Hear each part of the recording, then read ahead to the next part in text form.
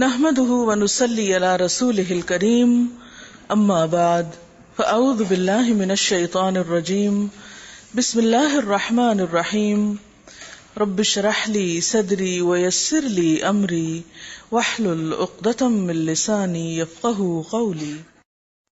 إليه يرد علم الساعة وما تخرج من ثمرات من أكمامها وما تحمل من أنثى ولا تضع إلا بعلمه ويوم يناديهم أين شركائي قالوا آذناك ما منا من شهيد وضل عنهم ما كانوا يدعون من قبل وظنوا ما لهم من محيص. لا يسأم الإنسان من دعاء الخير وإن مسه الشر فيئوس قنوط. ولئن أذقناه رحمة منا من بعد ضراء مسته ليقولن هذا لي وما أظن الساعة قائمة ولئن رجعت إلى ربي إن لي عنده للحسنى فلننبئن الذين كفروا بما عملوا ولنذيقنهم من عذاب غليظ. وإذا أنعمنا على الإنسان أعرض ونأى بجانبه وإذا مسه الشر فذو دعاء عريض. قل أرأيتم إن كان من عند الله ثم كفرتم به من أضل ممن هو في شقاق بعيد. 25واں پارہ. الیہ یرد علم الساعة وما تخرج من ثمرات من اکمامها وما تحمل من انثى ولا تدع الا بعلمه ويوم يناديهم أين شركائي قالوا آذناك ما منا من شهيد وضل عنهم ما كانوا يدعون من قبل وظنوا ما لهم من محيص. شروع کرتی ہوں اللہ کے نام سے جو بے انتہا مہربان نہایت رحم فرمانے والا ہے. اس گھڑی کا علم اللہ ہی کی طرف راجع ہوتا ہے. وہی ان سارے پھلوں کو جانتا ہے جو اپنے شگوفوں میں سے نکلتے ہیں. اسی کو معلوم ہے کہ کون سی مادہ حاملہ ہوئی ہے اور کس نے بچہ جنا ہے. پھر جس روز وہ ان لوگوں کو پکارے گا کہ کہاں ہیں میرے وہ شریک، یہ کہیں گے ہم عرض کر چکے ہیں، آج ہم میں سے کوئی اس کی گواہی دینے والا نہیں ہے. اس وقت وہ سارے معبود ان سے گم ہو جائیں گے جنہیں یہ اس سے پہلے پکارتے تھے، اور یہ لوگ سمجھ لیں گے کہ ان کے لیے اب کوئی جائے پناہ نہیں ہے. قیامت کا آنا ایک یقینی امر ہے.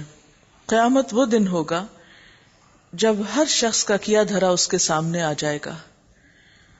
شرک کرنے والے اپنے شرک کی حقیقت کو جان لیں گے، لیکن اس وقت پلٹنے کا موقع نہ ہوگا. آج یہ لوگ اپنے طریقے پر جمنے کے لیے آخرت کا انکار کر رہے ہیں، حالانکہ آخرت کا آنا یقینی ہے. اس کا اصل علم تو اللہ کے پاس ہے، لیکن اس کے آنے پر دو دلیلیں یہاں پر دی گئی ہیں. یعنی قیامت کے وقوع پر جو دلائل دیے گئے ہیں ان میں سے ایک دلیل تو یہ ہے کہ جس طرح درخت سے ایک پھل نکل آتا ہے، جبکہ زمین کے اندر پھل اپنی اصل شکل میں نہیں ہوتا، عدم سے وجود میں آتا ہے. درخت کی ظاہری حالت میں پھل کی کوئی علامت نہیں ہوتی، لیکن اللہ تعالی کی قدرت سے پھل پیدا ہو جاتا ہے. اسی طرح ماں کے پیٹ سے ایک بچے کا پیدا ہونا، عدم سے وجود میں آنا، اگر یہ ممکن ہے تو پھر قیامت کا آنا ممکن کیوں نہیں کہ دنیا سے آخرت وجود میں آ جائے. اور جب تک آخرت پر ایمان نہ ہو انسان اپنے بہت سے غلط کاموں کو چھوڑ نہیں پاتا. قیامت وہ دن ہوگا جب لوگوں سے ان کے سارے معبود ان کی ساری آرزویں، تمنائیں، ان کے خیالات سب کے سب گم ہو جائیں گے. لا يسأم الانسان من دعاء الخير وإن مسه الشر فيئوس قنوط. انسان کبھی بھلائی کی دعا مانگتے نہیں تھکتا، اور جب کوئی آفت اس پر آ جاتی ہے تو مایوس اور دل شکستہ ہو جاتا ہے.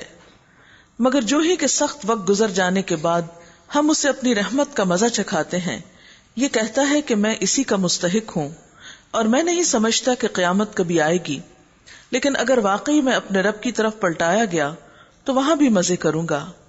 حالانکہ کفر کرنے والوں کو لازماً ہم بتا کر رہیں گے کہ وہ کیا کر کے آئے ہیں، اور انہیں ہم بڑے گندے عذاب کا مزہ چکھائیں گے. یہاں پر انسان کے اوپر آنے والی مصیبت کے وقت اس کے طرز عمل کا اظہار جس طرح ہوتا ہے اس کے بارے میں بتایا گیا ہے کہ دنیا میں جب انسان پر کوئی مصیبت آتی ہے کہ انسان کو چھوڑ کر ہم اپنے بارے میں سوچیں تو وہ لمحہ اپنی پہچان کا لمحہ ہوتا ہے. عام طور پر ہم جو باتیں بھولے ہوئے ہوتے ہیں، جب کوئی مصیبت پڑتی ہے تو وہ باتیں ہمیں یاد آ جاتی ہیں، ہمارا اندر ہل جاتا ہے، ہم سوچنے لگتے ہیں ہم نے کوئی غلطی تو نہیں کی، ہماری کوتاہی کہاں ہے، ہماری طرف سے کمی کہاں ہوئی. کوئی چیز ٹوٹ جائے، کوئی پھوٹ جائے، کوئی جسم میں بیماری آ جائے، کوئی اور تکلیف ہو جائے، خدا نخواستہ کوئی حادثہ ہو جائے، کوئی ایکسیڈنٹ، کوئی بھی کسی بھی قسم کی مصیبت جو ہے وہ انسان کو جگا دیتی ہے. اس کے بعد انسان سو نہیں سکتا، خواہ اسے سونے کی کتنی بھی ضرورت ہو. غفلت کے سارے پردے چاک ہو جاتے ہیں، سارے تعصبات ہٹ جاتے ہیں اور انسان حقیقت تک آسانی سے پہنچ جاتا ہے. فرمایا کہ جس طرح دنیا میں مصیبت تمہیں اپنی پہچان کراتی ہے، قیامت کی آفت جب آئے گی تو اس وقت بھی تم حقیقت کو پالو گے اور حقیقت کھل کر تمہارے سامنے آ جائے گی. لیکن اس وقت کا اعتراف فائدہ نہ دے گا. آج دنیا میں ہی اپنی غلطی کو سمجھنے کی کوشش کرو. وَإِذَا أَنْعَمْنَا عَلَى الْإِنسَانِ أَعْرَضَ وَنَأَىٰ بِجَانِبِهِ. انسان کو جب ہم نعمت دیتے ہیں تو وہ منہ پھیرتا ہے اور اکڑ جاتا ہے، اور جب اسے کوئی آفت چھو جاتی ہے تو لمبی چوڑی دعائیں کرنے لگتا ہے. اس کا یہ مطلب نہیں کہ دعائیں کرنا اچھا نہیں، لیکن صرف مصیبت کے وقت ہی نہیں، اچھے وقت میں بھی اللہ تعالیٰ کو یاد کرتے رہنا چاہیے. کیونکہ جو شخص صرف مصیبت کے وقت میں دعا کرتا ہے تو فرشتے اس کی پکار سن کر کہتے ہیں، یہ کوئی اجنبی سی نئی آواز معلوم ہوتی ہے. لیکن جو لوگ مستقل طور پر دعا کو اپنا شیوا بنا لیتے ہیں، وہ آسمانوں پر بھی پہچانے جاتے ہیں کہ یہ فلاں بندہ ہے جو اپنے رب کا ذکر اس طرح کرتا ہے اور اس طرح اپنے رب کو یاد کرتا ہے. اور پھر فرشتے بھی ان لوگوں کے لیے دعائیں کرتے ہیں. اے نبی صلی اللہ علیہ وسلم، ان سے کہو، کبھی تم نے یہ بھی سوچا کہ اگر واقعی یہ قرآن خدا ہی کی طرف سے ہوا اور تم اس کا انکار کرتے رہے تو اس شخص سے بڑھ کر بھٹکا ہوا اور کون ہوگا جو اس کی مخالفت میں دور تک نکل گیا ہو. ان قریب ہم ان کو اپنی نشانیاں آفاق میں بھی دکھائیں گے اور ان کے اپنے نفس میں بھی، یہاں تک کہ یہ بات ان پہ کھل جائے گی کہ یہ قرآن واقعی برحق ہے. کیا یہ بات کافی نہیں ہے کہ تیرا رب ہر چیز کا گواہ ہے؟ الا انہم فی مریۃ من لقاء ربہم الا انہ بکل شیء محیط. آگاہ رہو، یہ لوگ اپنے رب کی ملاقات میں شک رکھتے ہیں، سن رکھو وہ ہر چیز پر محیط ہے. سورۃ الشورى. بسم اللہ الرحمن الرحیم. حامیم عین سین قاف. كذلك يوحي إليك وإلى الذين من قبلك الله العزيز الحكيم له ما في السماوات وما في الأرض وهو العلي العظيم. حامیم عین سین قاف. اسی طرح اللہ غالب اور حکیم تمہاری طرف اور تم سے پہلے گزرے ہوئے بہت سے رسولوں کی طرف وہی کرتا رہا ہے. آسمانوں اور زمین میں جو کچھ بھی ہے اسی کا ہے، وہ برتر اور عظیم ہے. قریب ہے کہ آسمان اوپر سے پھٹ پڑے، فرشتے اپنے رب کی حمد کے ساتھ اس کی تسبیح کر رہے ہیں، اور زمین والوں کے حق میں درگزر کی درخواستیں کیے جاتے ہیں. یعنی فرشتے جب انسانوں کی ناروا باتیں سنتے ہیں تو کانپ اٹھتے ہیں کہ کس طرح یہ لوگ اللہ کی ناقدری کر رہے ہیں. شرک کر کے بھی، کفر کر کے بھی، اللہ تعالیٰ کی آیات کا مذاق اڑا کر بھی، اللہ تعالیٰ سے ناروا شکوے کر کے بھی، اللہ تعالیٰ کے بارے میں بدگمانی کر کے بھی، جو کچھ مخلوق کرتی ہے تو فرشتے ڈر جاتے ہیں کہ ان باتوں کی وجہ سے اللہ تعالیٰ کا عذاب ان پر نہ آ جائے، اس لیے وہ زمین والوں کے حق میں استغفار کرتے رہتے ہیں، یعنی ان کی طرف سے بھی معافی مانگتے رہتے ہیں. الا ان اللہ هو الغفور الرحیم، آگاہ رہو حقیقت میں اللہ غفور الرحیم ہی ہے. والذین اتخذوا من دونہ اولیاء اللہ حفیظ علیہم، جن لوگوں نے اس کو چھوڑ کر اپنے کچھ دوسرے سرپرست بنا رکھے ہیں اللہ ہی ان پر نگران ہے، تم ان کے حوالہ دار نہیں ہو.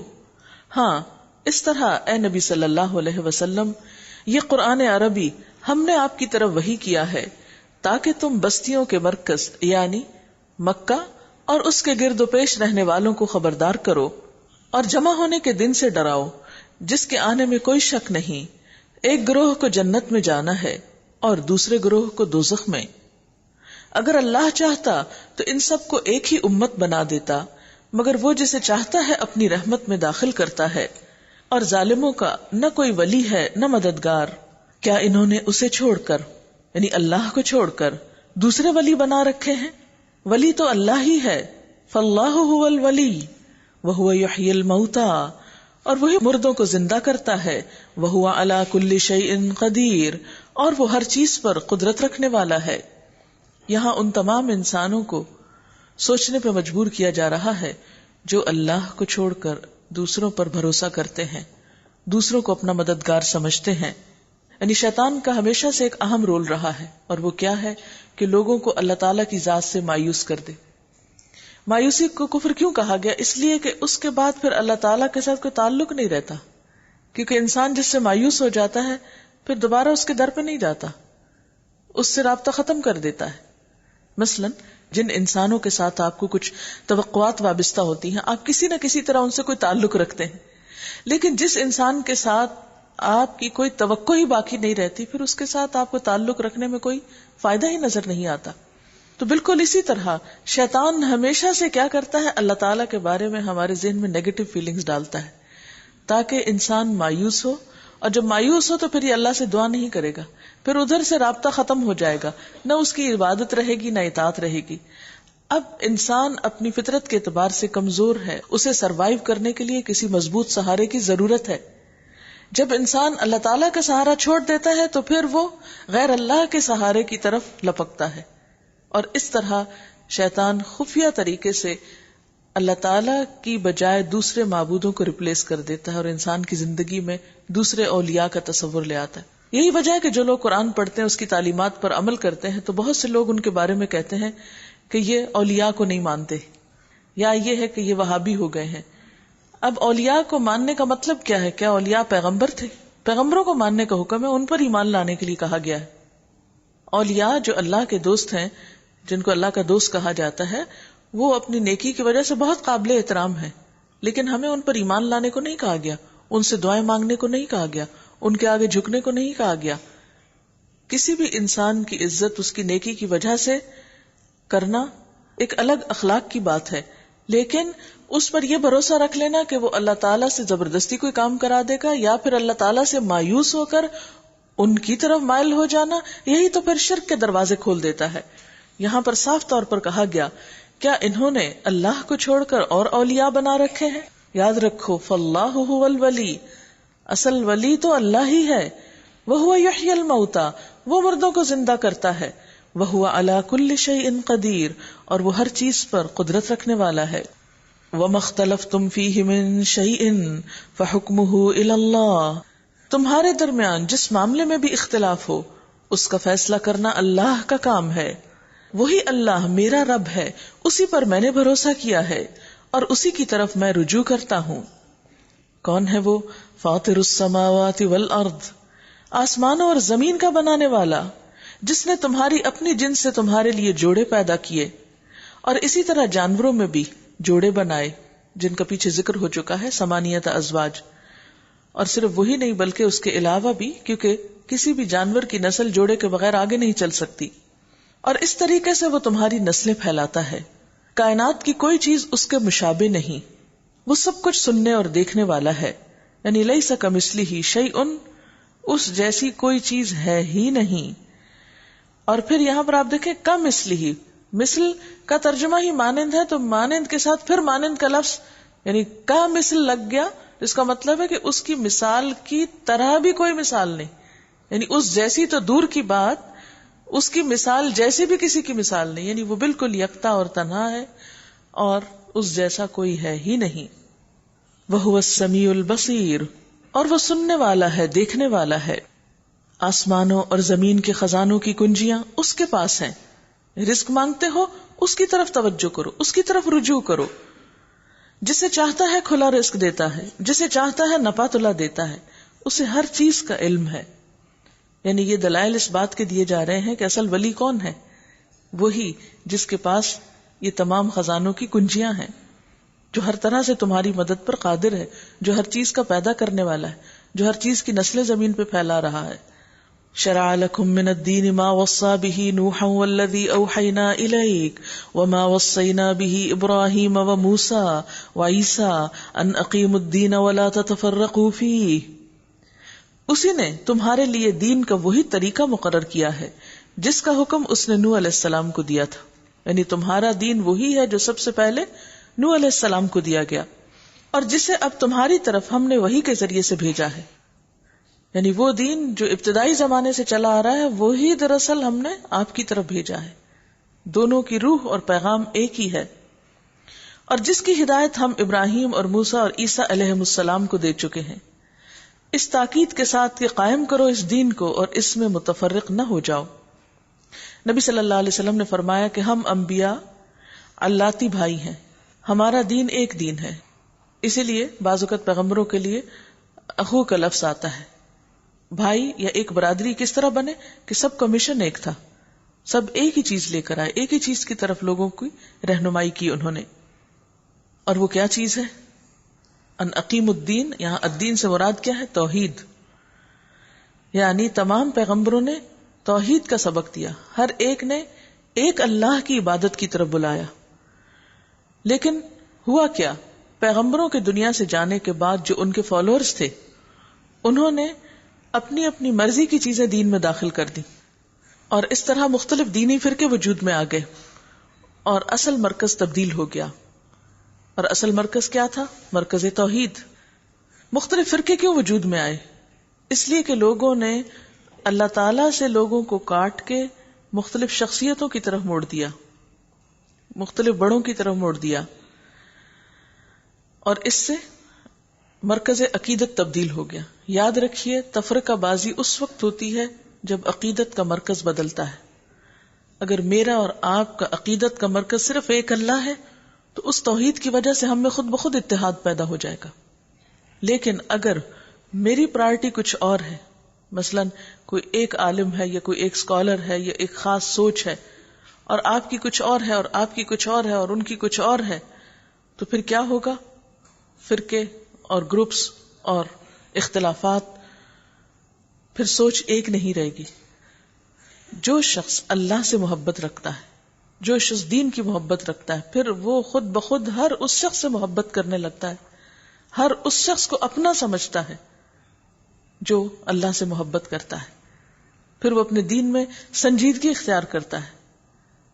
لیکن جب اصل مرکز نگاہوں سے اوجھل ہو جاتا ہے اور شخصیات سامنے آ جاتی ہیں، تو پھر جو دین شخصیات کے بلبوتے پر ہو، جو دین شخصیات کو پروموٹ کرنے کے لیے ہو، جو انسانوں کی پروجیکشن کے لیے ہو، وہاں پھر اتحاد کبھی نہیں ہو سکتا، کیونکہ انسان تو سارے سب کے لیے برابر نہیں ہو سکتے، اور ہر ایک کی محبت کے مرکز مختلف ہوتے ہیں۔ اس لیے اللہ تعالیٰ نے نبی صلی اللہ علیہ وسلم کو بھیجا اور توحید ہی کا پیغام دیا کہ سب لوگ ایک ہو جائیں، اور اس کا طریقہ کیا ہے کہ سب کو ایک اللہ کی طرف اکٹھا کیا جائے۔ اسی لیے فرمائے کبر علی المشرکین ما تدعوہم الیہ، مشرکین کو یہ بات بڑی بھاری لگتی ہے، بہت ناگوار محسوس ہوتی ہے جس چیز کی طرف تم ان کو بلاتے ہو۔ کیا چیز ان کو بھاری لگتی؟ توحید کی دعوت، ایک اللہ کی طرف بلانا۔ اہل مکہ میں بھی یہ تفرقہ بازی کیوں تھی؟ کیونکہ وہ مختلف بتوں کو پوجتے تھے، مرکز عقیدت مختلف تھے۔ نبی صلی اللہ علیہ وسلم کا بہت زبردست کارنامہ، جس پر انہیں جتنا بھی خراج تحسین پیش کیا جائے کم ہے، وہ یہ ہے کہ آپ نے قبائلی عصبیتوں کو مٹا کر، رنگ اور نسل کے امتیاز مٹا کر لوگوں کو ایک کیا تھا. یہ دنیا کا مشکل ترین کام ہے. مختلف مادی چیزوں کو تو اکٹھا رکھا جا سکتا ہے، لیکن ایک پلیٹ فارم پر مختلف سوچ رکھنے والے، مختلف بیک گراؤنڈ کے لوگ، مختلف ذہنی لیول رکھنے والے لوگ، مختلف زبانیں رکھنے والے لوگ، مختلف کلچر رکھنے والے لوگ، ان سب کو ایک جگہ اکٹھا کیا جائے. اور پھر اب بھی حج کی شکل میں، عمرے کی شکل میں جو مسلمانوں کو ایک فریضہ عبادت کا دیا گیا کہ ہر جگہ کے لوگ اکٹھے ہو، اس توحید کی وجہ سے تمہارے اندر اتحاد آئے. یہ آپ کا وہ دائمی میسج ہے جو قیامت تک کے لیے امت کے لیے باقی. لیکن کس قدر افسوس کی بات ہے کہ وہاں پہنچ کر تو ہم مسلمان ایک امام کے پیچھے نماز پڑھی لیتے ہیں، ایک صف میں کھڑے ہو جاتے ہیں، ایک جگہ بیٹھ کے افطاریاں کر رہے ہوتے ہیں، لیکن جو اپنے ملکوں میں پہنچتے ہیں، اپنے گھروں میں پہنچتے ہیں، ایک دوسرے کی دین کی بنیاد پہ مخالفتیں شروع کر دیتے ہیں، اور اس سے دشمنوں کو ہنسنے کا موقع ملتا ہے، اور ہماری جو قوت ہے اسلام کی اور مسلمانوں کی قوت جو ہے وہ پارا پارا ہو کر رہ جاتی ہے. اللہ یجتبی الیہ من یشاء ویہدی الیہ من ینیب. اللہ جسے چاہتا ہے اپنا کر لیتا ہے. اللہ یجتبی الیہ من یشاء، اور اپنی طرف آنے کا راستہ اسی کو دکھاتا ہے جو اس کی طرف رجوع کرتا ہے. یعنی اللہ تعالیٰ کا صاف راستہ تو موجود ہے، لیکن وہ نشاندہی اس کی کرتا ہے، توفیق اس کو دیتا ہے جو اس پہ چلنا چاہتا ہے، جو اسے اختیار کرنا چاہتا ہے. ہدایت اس کی قسمت میں ہے. وَمَا تَفَرَّقُوا إِلَّا مِن بَعْدِ مَا جَاءَهُمُ الْعِلْمُ بَغْيًا بَيْنَهُمْ. لوگوں میں جو تفرقہ رونما ہوا وہ اس کے بعد ہوا کہ ان کے پاس علم آ چکا تھا، اور اس بنا پر ہوا کہ وہ آپس میں ایک دوسرے پہ زیادتی کرنا چاہتے تھے. یعنی بعض اوقات ایسا ہوتا ہے نا کہ یعنی تفرقے کی ایک وجہ تو کیا ہے؟ جہالت، لا علمی. لوگ اللہ تعالیٰ کو پہچانتے نہیں، اللہ کی قدر نہیں، تو اس لیے دوسری چیزوں کے قدردان ہوتے ہوئے پھر اپنی اپنے گروپس اور پارٹیاں اور ٹکڑیوں میں بٹ گئے.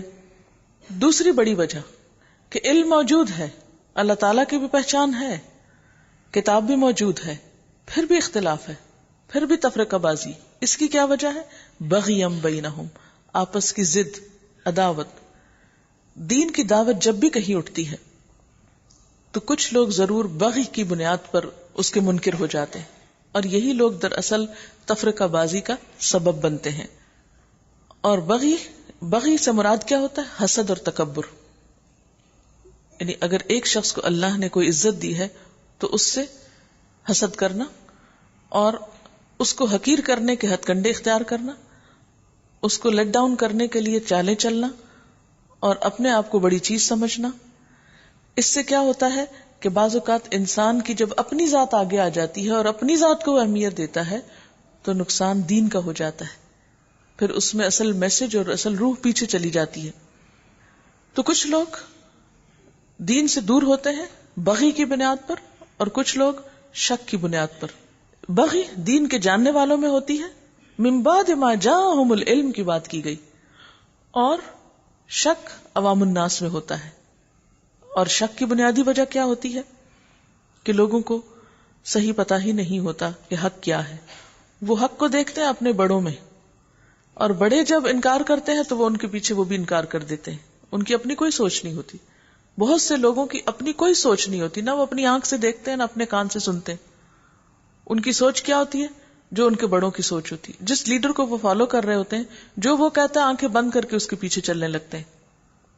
اب ایسے لوگ جب دیکھتے ہیں کہ ہمارے بڑے ایک حق کا انکار کر رہے ہیں تو وہ شک میں پڑ جاتے ہیں، حق ہی کے بارے میں شک میں مبتلا ہو جاتے ہیں. مثلا نبی صلی اللہ علیہ وسلم وہی پیغام لائے تھے جو نوح علیہ السلام لائے تھے، وہی لائے تھے جو ابراہیم علیہ السلام لائے تھے، وہی لائے تھے جو موسیٰ علیہ السلام لائے تھے، وہی پیغام تھا جو عیسیٰ علیہ السلام لائے تھے. پھر آخر کیوں ایسا ہوا کہ ابراہیم علیہ السلام کو ماننے والے بھی، یا اہل مکہ جو تھے وہ کہتے تھے کہ ہم ان کی اولاد ہیں، ہم ان کے ماننے والے، موسیٰ علیہ السلام کے ماننے والے یہود، عیسیٰ علیہ السلام کے ماننے والے نصارہ، یہ پھر کیوں آپ کے مخالف ہو گئے جب پیغام ایک تھا؟ یہ اہل کتاب تھے، یعنی یہود و نصارہ تو اہل کتاب تھے، پھر وہ آپ کی مخالفت پہ کیوں تل گئے؟ حالانکہ جو پیغام ان کے پیغمبر لائے تھے، جو ان کی کتابوں میں لکھا تھا، وہی تو آپ بتا رہے تھے. اگر لوگوں کو اللہ کی ذات سے دلچسپی ہوتی، دین سے دلچسپی ہوتی، تو انہیں کچھ بھی دیر نہ لگتی حق کو پہچان کر ایمان لانے میں، جیسا کہ بہت سے لوگ ہوئے بھی مسلمان. جیسا یہود میں سے عبداللہ بن سلام اور کچھ اور لوگ جو تھے، انہوں نے دیکھا کہ یہ تو وہی چیز ہے جو ہمارے پیغمبر نے بتائی ہے، اس میں تو کوئی انکار کی گنجائش ہی نہیں ہے. نجاشی نے کیا کیا؟ یہ تو وہی روح بول رہی ہے جو عیسیٰ علیہ السلام میں گویا ہوئی تھی، یہ تو ایک ہی پیغام ہے. فوراً جھک گئے اس کے آگے. اہل مکہ میں سے بھی جو دین حنیف پر قائم تھے اور جو فطرت پر قائم تھے اور شرک کی آلودگی سے پاک تھے، فوراً پہچان گئے یہی وہ اصل خالص تعلیم ہے. انہیں ماننے میں کچھ مشکل پیش نہیں آئی. ماننے میں مشکل کس کو پیش آئی؟ ان لوگوں کو جو اپنی سرداری کا زوم رکھتے تھے، قریش کے سرداروں کو، ادھر یہود کے علماء کو، اور اس قسم کے لوگوں کو کہ جو اپنی بڑائی کے زوم میں مبتلا تھے. اور پھر باقی عوام الناس کا کیا مسئلہ تھا؟ وہ دیکھ رہے تھے کہ ہمارے بڑے کدھر کو جا رہے ہیں. الناس علی دین ملوکہم، لوگ اپنے ملوک کے دین پر ہوتے ہیں، جو وہ کہتے ہیں وہی وہ کر لیں. یعنی جو کسی بھی معاشرے کی ایلیٹ ہوتی ہے یا بڑے لوگ ہوتے ہیں، جو کچھ وہ بولتے ہیں عوام وہی بولتے ہیں، جو وہ سوچتے ہیں عوام اسی طرح سوچنا چاہتے ہیں. وہ اپنی عقل کم استعمال کرتے ہیں. اسلام کا طریقہ کار کیا ہے کہ وہ اوپر سے نیچے تک ہر بندے کو سوچنا سکھاتا ہے. یعنی دنیا میں جتنے سسٹم ہیں وہ چند لوگوں کو تو فائدہ دیتے ہیں، سب کو فائدہ نہیں دیتے عموماً. لیکن دین کی تعلیم چونکہ سب کے لیے، طلب العلم فریضۃ علی کل مسلم، لہٰذا جب دین کا پیغام اور روح ہر شخص تک پہنچتی تو ہر ایک نیند سے بیدار ہوتا ہے. ہر ایک کے اندر ایک اپنی طاقت اور اپنی جو صلاحیت اس کو استعمال کرنے کا ایک جو پوٹینشل ہے وہ استعمال ہونے لگتا ہے. نتیجہ کیا ہوتا ہے کہ معاشرے کے اندر ایک بڑے پیمانے پر خوشگواری آتی. یہی وجہ ہے کہ جب ربی بن حراش کسریٰ کے دربار میں گئے تو اس نے پوچھا کہ تم لوگ کس لیے آئے، کیا مقصد ہے تمہارا؟ تو انہوں نے کہا کہ ہم بندوں کو بندوں کی غلامی سے نجات دینے کے لیے آئے ہیں. اب ایک شخص، معمولی سے معمولی شخص، جو حضور صلی اللہ علیہ وسلم کے آنے سے پہلے بالکل ایک عام انسان ہوتا تھا، جس کی زندگی کا کوئی مقصد نہیں، جس کے سامنے کوئی سوچ نہیں، جس کے سامنے کوئی کام نہیں، بس حیوانوں کی طرح جی رہا ہے. جب اسلام کی روشنی اس پہ پڑتی ہے، جب یہ وحی کی بارش اس پہ پڑتی ہے، اس کو ایک نئی زندگی ملتی ہے. بالکل ایسے جیسے مردہ زمین زندہ ہو جاتی ہے، ایسے ہی ایک شخص اس تعلیم سے زندہ ہوتا گیا. ان لوگوں نے پھر دنیا میں انقلاب برپا کیا تھا. 23 سال کے اندر جزیرت العرب جو تھا اس کی حالت بدل چکی تھی. آئندہ چند سالوں میں حضرت عمر رضی اللہ تعالیٰ عنہ کے دور میں روم اور ایران مسخر ہو چکے تھے. یہ صرف آنکھیں بند کر کے تمناؤں اور آرزوؤں پہ نہیں ہوئے تھے، یہ کام کرنے سے ہوئے تھے. اور کس طرح کا کام؟ جس میں معاشرے کا ہر فرد شریک ہو گیا تھا. کوئی بھی تبدیلی اس وقت تک نہیں آتی جب تک معاشرے کے ہر طبقے کو آپ متحرک نہ کر دیں. اگر آپ کے جسم کا مثلاً کچھ حصہ شل پڑا ہے، آپ کا ہاتھ کام نہیں کر رہا، آپ کا پاؤں نہیں چل رہا، آپ کے جسم میں کچھ حصے جو ہیں وہ فریز ہو چکے ہیں، تو آپ کس طرح چل سکتے ہیں؟ آپ کس طرح بڑے بڑے کام کر سکتے ہیں؟ جب تک ہمارے مسلمان معاشروں کے اندر سارے جو طبقات ہیں، سارے طبقات، بڑے بھی اور چھوٹے بھی، پڑھے لکھے بھی اور ان پڑھ بھی، جب تک ان سب میں زندگی نہیں آتی، روح نہیں آتی، حرارت نہیں آتی، تو اس وقت تک مسلمانوں کو ترقی نہیں ہو سکتی. اور یہ حرارت اللہ کی کتاب ہی پیدا کرتی. ہمارے پاس حل اور کوئی نہیں ہے اپنی اس مسلمانوں کی آج کے دور کی ذلت کو بدلنے کا، سوائے اس کے کہ اس کے ایک ایک فرد کے اندر زندگی کی حرارت پیدا ہو جائے. جو دل مردہ ہے وہ دل زندہ ہو جائے. جب جا کر پھر معاشرے کے اندر امن اور سکون اور خوشی کی حقیقی کیفیت پیدا ہوتی ہے. اسی کی طرف اللہ سبحانہ وتعالی نے پیغمبروں کو یہی دین دے کر بھیجا، اور اسی کی وصیت نوح علیہ السلام کو کی گئی، یعنی حکم تاکیدی دیا گیا. اسی کی تاکید باقی پیغمبروں کو کی گئی کہ ان اقیم الدین. کیا مطلب ہے اقیم الدین؟ قائم کرو. کہاں قائم کرو؟ اس سے مراد صرف قانون قائم کرنا نہیں ہے، اس سے مراد دین کی اسپرٹ پیدا کرنا ہے، لوگوں کے اندر اللہ تعالیٰ کی پہچان پیدا کرنا ہے، مخلوق کا رشتہ خالق سے جوڑنا ہے. ایک شخص، کیونکہ ہر انسان کو اللہ نے عقل دی ہے، وہ درخت سے اور جانور سے اعلیٰ ترین مخلوق ہے. اگر ہم درختوں کو استعمال کر رہے ہیں اور جانوروں کو استعمال کر رہے ہیں تو انسانوں کو ایسے بیکار ہی چھوڑ دیں. تو جب تک ہیومن ریسورس صحیح طور پر ایکٹیویٹ نہیں ہوتا اور اسے استعمال نہیں کیا جاتا، حقیقی معنوں میں ترقی نہیں ہو سکتی. آخر کیا وجہ ہے؟ ویسٹ میں تو لٹریسی ریٹ آپ پڑھیں تو 99.9. کیا ہماری ہی قوموں میں سب بدھو پیدا ہو گئے جن کے دماغ کوئی نہیں تھے، اور جہالت پر جہالت کے اندھیرے ہیں. یعنی جب میں کبھی جغرافیہ دیکھتی ہوں مختلف دنیا کی جو کنٹریز ہیں ان کے اندر جو لٹریسی ریٹ ہے، تو بلیو می جتنے یعنی نان مسلم کنٹریز ہیں ان کی اکثریت جو ہے وہ لٹریسی کے ہائیسٹ ریشو پہ پہنچے ہوئے، اور جو مسلمان ملک ہیں وہاں پر اللہ کی پناہ اندھیرے ہی اندھیرے ہیں. ہیومن ریسورس کو استعمال ہی نہیں کیا گیا، ان کو جگایا ہی نہیں گیا. نبی صلی اللہ علیہ وسلم نے آ کر بدو لوگوں تک کو ایک مہذب انسان بنا دیا تھا، ایک مؤثر اور ایک فعال انسان بنا دیا تھا. ان کی صلاحیتیں استعمال ہوئی تھی جب اسلام کو ترقی ہوئی تھی. اسی طرح ہم سب مسلمان آپس میں بھائی بھائی ہیں. ہم میں سے ہر شخص کو دوسرے کی فکر کرنی. ایک جسم کی جیسے حالت ہوتی ہے کہ یہ عضو معطل کیوں ہے، اس کو بھی جگاؤ، اس کو بھی جگاؤ، اس کو بھی جگاؤ، تاکہ اپنے آپ کو پہچانے، اپنے رب کو پہچانے اور اسلام کی عزت ہو. یعنی وہ مشن جو اللہ تعالیٰ نے پیغمبروں کے بعد ہمیں دیا ہے، یعنی امت مسلمہ کے سپرد کیا ہے، وہ صحیح معنوں میں ادا ہو، دنیا میں بھی بھلائی ہو اور آخرت میں بھی سب کی نجات ہو. وَلَوْلَا كَلِمَةٌ سَبَقَتْ مِن رَبِّكَ، اور اگر ایک بات گزر نہ چکی ہوتی تیرے رب کی طرف سے، إِلَىٰ أَجَلٍ مُّسَمًّى لَقُضِيَ بَيْنَهُمْ، ایک وقت مقرر تک، تو ان کا قضیہ چکا دیا گیا ہوتا. وَإِنَّ الَّذِينَ أُورِثُوا الْكِتَابَ مِن بَعْدِهِمْ لَفِي شَكٍّ مِّنْهُ مُرِيبٍ، اور حقیقت یہ ہے کہ اگلوں کے بعد جو لوگ کتاب کے وارث بنائے گئے وہ اس کی طرف سے بڑے اضطراب انگیز شک میں پڑے ہوئے ہیں. اورث الکتاب سے مراد کون ہے؟ اہل علم. یعنی کتاب کے وارث تو بنا دیے گئے، لیکن جیسے ہم وارث ہیں، ثم اورثنا الکتاب الذین اصطفینا من عبادنا، لیکن جب یہ حق ادا نہیں کرتے تو پھر کیفیت جو ہے وہ بے چینی کی رہتی ہے.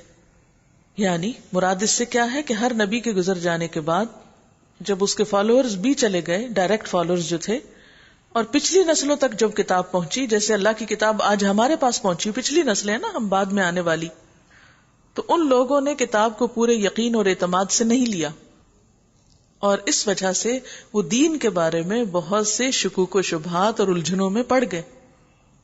یہ کتنی سچی بات ہے جس کی طرف اللہ تعالیٰ نے نشاندہی کی ہے. وَإِنَّ الَّذِينَ أُورِثُوا الْكِتَابَ مِن بَعْدِهِم من، کس کے بعد، کن کے بعد؟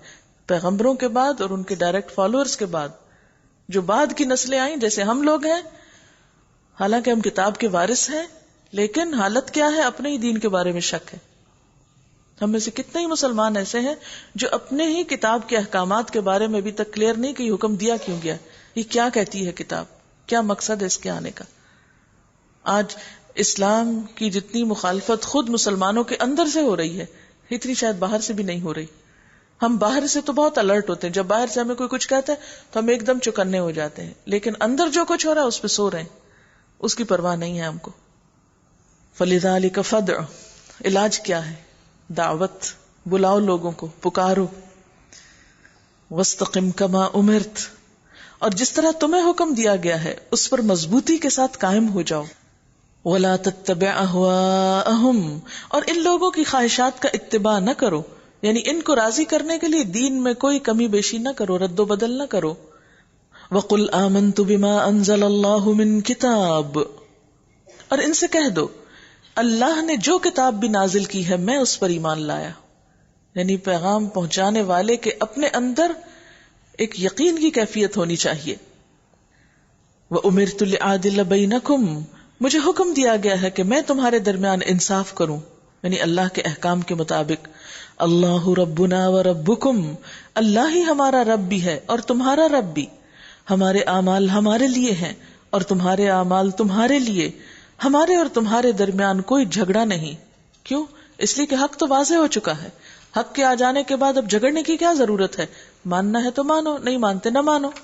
اللہ یجمع بیننا، اللہ ایک روز ہم سب کو جمع کرے گا. وإلیہ المصیر، اور اسی کی طرف سب کو جانا ہے. والذین یحاجون فی اللہ من بعد ما استجیب له حجتهم داحدۃ عند ربهم وعلیہم غضب ولہم عذاب شدید. اللہ کی دعوت پر لبیک کہے جانے کے بعد جو لوگ اللہ کے دین کے معاملے میں جھگڑے کرتے ہیں، ان کی حجت بازی ان کے رب کے نزدیک باطل ہے اور ان پر اس کا غضب ہے اور ان کے لیے سخت عذاب ہے. وہ اللہ ہی ہے جس نے حق کے ساتھ یہ کتاب اور میزان نازل کی ہے. اور تمہیں کیا خبر، شاید کہ فیصلے کی گھڑی قریب ہی آ لگی ہو. یعنی جسے ماننا ہے اسے مان لینا چاہیے، انتظار میں نہ رہے، کیا معلوم اس کی قیامت یا موت کب آ جائے۔ جو لوگ اس کے آنے پر ایمان نہیں رکھتے وہ تو اس کے لیے جلدی مچاتے ہیں، مگر جو اس پر ایمان رکھتے ہیں وہ اس سے ڈر جاتے ہیں اور جانتے ہیں کہ یقیناً وہ آنے والی ہے۔ خوب سن لو، جو لوگ اس گھڑی کے آنے میں شک ڈالنے والی بحثیں کرتے ہیں وہ گمراہی میں بہت دور نکل گئے ہیں۔ اللہ لطیف بعبادہ یرزق من یشاء، اللہ اپنے بندوں پر بہت مہربان ہے، جسے جو کچھ چاہتا ہے دیتا ہے، اور وہ بڑی قوت والا اور زبردست ہے۔ من کان یرید حرث الآخرۃ نزد لہ فی حرثہ، جو کوئی آخرت کی کھیتی چاہتا ہے اس کی کھیتی کو ہم بڑھاتے ہیں، اور جو دنیا کی کھیتی چاہتا ہے اسے دنیا ہی میں دے دیتے ہیں، مگر آخرت میں اس کا کوئی حصہ نہیں۔ اس بات کو اس مثال سے سمجھیے کہ مثلا اللہ تعالیٰ نے ہم میں سے ہر ایک کو اس دنیا میں زمین کا ایک ٹکڑا دیا ہے، یعنی یہ جو ہماری مہلت عمر زندگی ہے یہ ایسی ہے جیسے ایک زمین کا مخصوص ٹکڑا، اور ہمیں وقت دیا گیا ہے کہ اس وقت میں تم اپنے اس زمین کے حصے پہ جو چاہو اگا لو۔ کچھ لوگ تو ایسے ہیں کہ جو خوب محنت کر رہے ہیں، انہوں نے خوب زمین کے اندر ہل چلائے ہیں اور اس کو زرخیز کیا ہے، اس کے اندر اچھے اچھے پودے لگا رہے ہیں، ان کو پانی دیتے ہیں، ان کی کیئر کرتے ہیں، نگہبانی کرتے ہیں۔ کل جب وہ مرنے کے بعد آخرت میں پہنچیں گے تو کیا ہوگا؟ وہ اپنی کھیتی وہاں پائیں گے، وہاں جا کر اپنی کمائی حاصل کر لیں گے، کیونکہ فلاح کا لفظ جو ہے اس کا روٹ اور فلاح ایک ہی چیز ہے۔ فلاح کون ہوتا ہے؟ کسان۔ کسان کیا کرتا ہے؟ کھیتی تیار کرتا ہے، الٹیمیٹلی کامیاب ہوتا ہے۔ تو اسی طرح فلاح بھی اسی قسم کی کامیابی کا نام ہے جو محنت کے بعد حاصل ہوتی ہے، بغیر محنت کے حاصل نہیں ہوتی۔ یعنی ایک کسان جب زمین اگانے کا وقت آئے اور وہ سو جائے، کچھ نہ کرے، اور جب کاٹنے کا وقت آئے تو دوسروں کے ساتھ وہ بھی نکلے، تو اس کی جگہ تو خالی ہوگی، کیونکہ باقی لوگوں نے تو کام کیا، محنت کی، بر وقت پودے لگائے۔ مثلا گندم کی فصل اگانے کے لیے خاص وقت ہوتا ہے، اگر آپ اس وقت میں بیج نہیں ڈالیں، 1 مہینہ بعد ڈالیں تو آپ کی فصل نہیں اگے گی۔ تو آپ بیٹھے رہیں گھر میں اور تمنائیں اور آرزویں کریں اور کہیں یا اللہ تو بڑا غفور و رحیم ہے، دوسرے لوگ تو کام کریں، بس میری مجبوری ہے، کچھ میں ابھی نہیں کام کر سکتا اور میری مصروفیات ہیں، لیکن چونکہ تو غفور رحیم ہے اس لیے جب ان کی کھیتی تیار ہو تو میری بھی ساتھ ہی ہو جائے۔ تو ایسے نہیں ہوا کرتا۔ جو چاہتا ہے کھیتی کاٹے، اس کے لیے ضروری ہے کہ وہ پہلے وقت پر بیج ڈالے۔ اور یہ بھی آپ دیکھیں کہ بیج ڈالنے کے بعد آپ یہ نہیں کر سکتے کہ اس کے بعد آپ سو جائیں۔ بیج ڈالنے کے بعد آپ کو پھر نگہبانی کرنی پڑتی ہے، ان کی حفاظت کرنی پڑتی ہے۔ پھر جب کٹائی کا وقت آتا ہے تو اس وقت بھی آپ کو الرٹ ہونا پڑتا ہے، ورنہ اگر اس وقت آپ کاٹ کے چھوڑ دیں تو آندھیاں چلتی ہیں، اس موسم میں بارشیں پڑ جاتی ہیں، سب کچھ بنا بنایا ضائع ہو جاتا ہے۔ اچھا، ایک اور مشکل یہ ہے یہاں جو اس آیت میں خاص طور پر جس آیت کی اسپرٹ یا روح ہے وہ یہ کہ جو آخرت کی کھیتی چاہتا ہے، یعنی اپنے دنیا میں کیے ہوئے عمل کا بدلہ آخرت میں چاہتا ہے، تو ہم اس کی کھیتی میں بہت افزائش کرتے ہیں، بہت کچھ اس میں زیادہ کر دیتے ہیں، 1 کے 700 گنا بن جاتے ہیں۔ ایک دانہ جو آج ڈالتا ہے وہ 700 نکلتا ہے وہاں جا کر۔ لیکن مشکل یہ ہے کہ جو کچھ ہم آج کر رہے ہیں نا وہ بالکل گندم کے دانے کی طرح زمین کے اندر جا کے چھپ گیا ہے، وہ نظر نہیں آ رہا، اس لیے ہم تھوڑا سا کام نیکی کا کرتے ہیں پھر ہٹ جاتے ہیں اس سے، اب کہتے ہیں وہ نظر تو کچھ نہیں رہا۔ اور ہم ان کاموں کو کرنے کے زیادہ شوقین ہوتے ہیں جن کا نتیجہ فوراً نظر آتا ہے۔ یہی وجہ ہے کہ ہم آخرت کی انویسٹمنٹ نہیں کرتے، کہ جن کاموں کا ہمیں آخرت میں جا کے مثلا آپ کسی ایسے شخص سے بھلائی کر رہے ہیں جس کو آپ جانتے ہی نہیں، اب آپ جاننے والے کے ساتھ بھلائی کرنے میں تو جلدی کرتے ہیں، لیکن انجان کے ساتھ بھلائی کرنے میں جلدی نہیں کرتے۔ کیوں نہیں کرتے؟ وجہ کیا ہے؟ کیونکہ آپ کو وہاں سے کوئی ریٹرن نہیں ملنا ہوتا۔ لیکن ہاں، اللہ کے ہاں ریٹرن ضرور ہے، کسی کے ساتھ بھی آپ جو بھلائی کرو گے، کہیں بھی جو خیر کرو گے۔ اب ہماری نفسیات یہ ہے کہ جہاں جواب جلدی ملتا ہے وہاں تو ہم فوراً آگے بھاگے آتے ہیں، جہاں نہیں ملتا وہاں ہم کہتے ہیں یہ تو ضائع ہو رہا ہے، یہ تو مٹی میں مل رہا ہے، کوئی فائدہ نہیں اس کے کرنے کا۔ یاد رکھو، اللہ کے ہاں اللہ کی رضا کے لیے چھوٹا کرو یا بڑا کرو، کوئی کام کرو، اس کے ہاں لکھا جاتا ہے، کوئی قدر کرے یا نہ کرے، کوئی تعریف کرے یا نہ کرے، کوئی صلہ دے یا نہ دے، لیکن اس کے ہاں سب کچھ ریکارڈ ہو رہا ہے۔ اسی لیے فرمایا من کان یرید حرث الآخرہ نزد لہ فی حرثہ، جو کوئی آخرت کی کھیتی چاہتا ہے اس کی کھیتی کو ہم بڑھاتے ہیں، نزد اس میں زیادتی کرتے ہیں، زیادہ دیتے ہیں اس کو۔ ومن کان یرید حرث الدنیا، اور جو کوئی دنیا کی کھیتی چاہتا ہے نؤتیہ منہا، تو ہم اس میں سے دیتے ہیں، اس کو یعنی جتنا ہم دینا چاہتے ہیں. وَمَا لَهُ فِي الْآخِرَةِ مِن نَصِيب، مگر آخرت میں اس کا کوئی حصہ نہیں ہے، وہاں پھر کچھ نہیں ملے گا.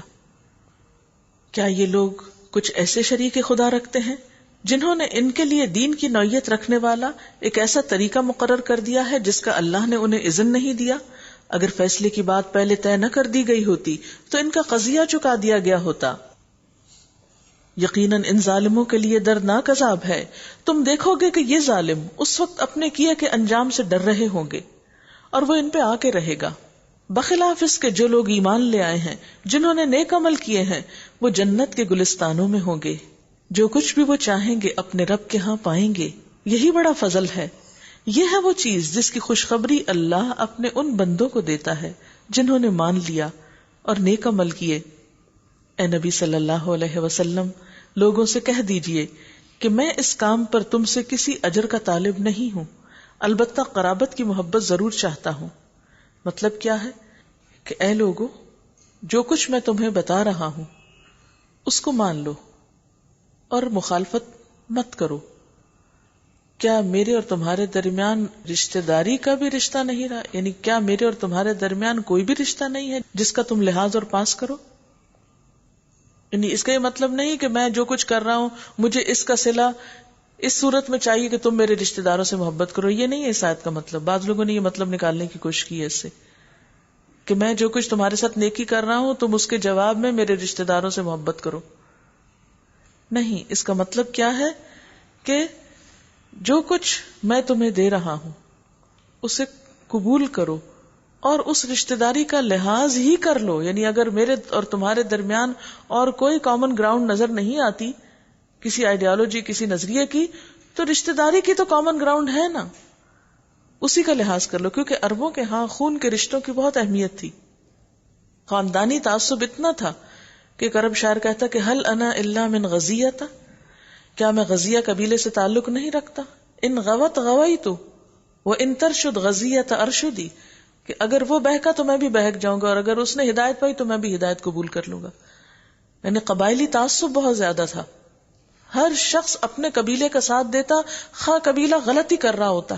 فرمایا تمہارے اندر تو وہ بات بھی باقی نہیں رہی کہ تم رشتہ داری کا لحاظ اور پاس رکھو. میں تم سے کچھ نہیں چاہتا، صرف یہ چاہتا ہوں کہ تم میری بات تو سن لو اس تعلق کی وجہ سے جو میرے اور تمہارے درمیان ہے. جو کوئی بھلائی کمائے گا ہم اس کے لیے اس بھلائی میں خوبی کا اضافہ کر دیں گے. بے شک اللہ بڑا درگزر کرنے والا اور قدردان ہے.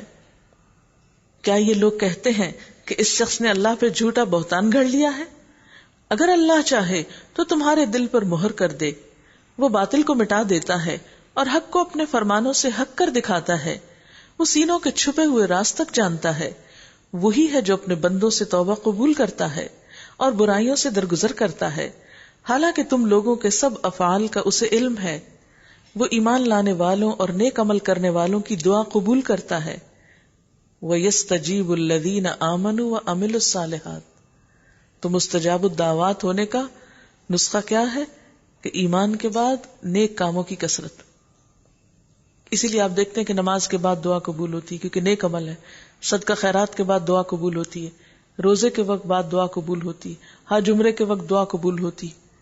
یعنی جتنی بھی تم نیکیاں کرتے اس کے بعد دعاؤں کی قبولیت ہوتی. تو یہاں بھی کیا وَيَسْتَجِيبُ الَّذِينَ آمَنُوا وَعَمِلُوا الصَّالِحَاتِ وَيَزِيدُهُم مِّن فَضْلِهِ. اور صرف ان کی دعائیں قبول نہیں کرتا بلکہ اپنے فضل سے ان کو اور زیادہ دیتا ہے.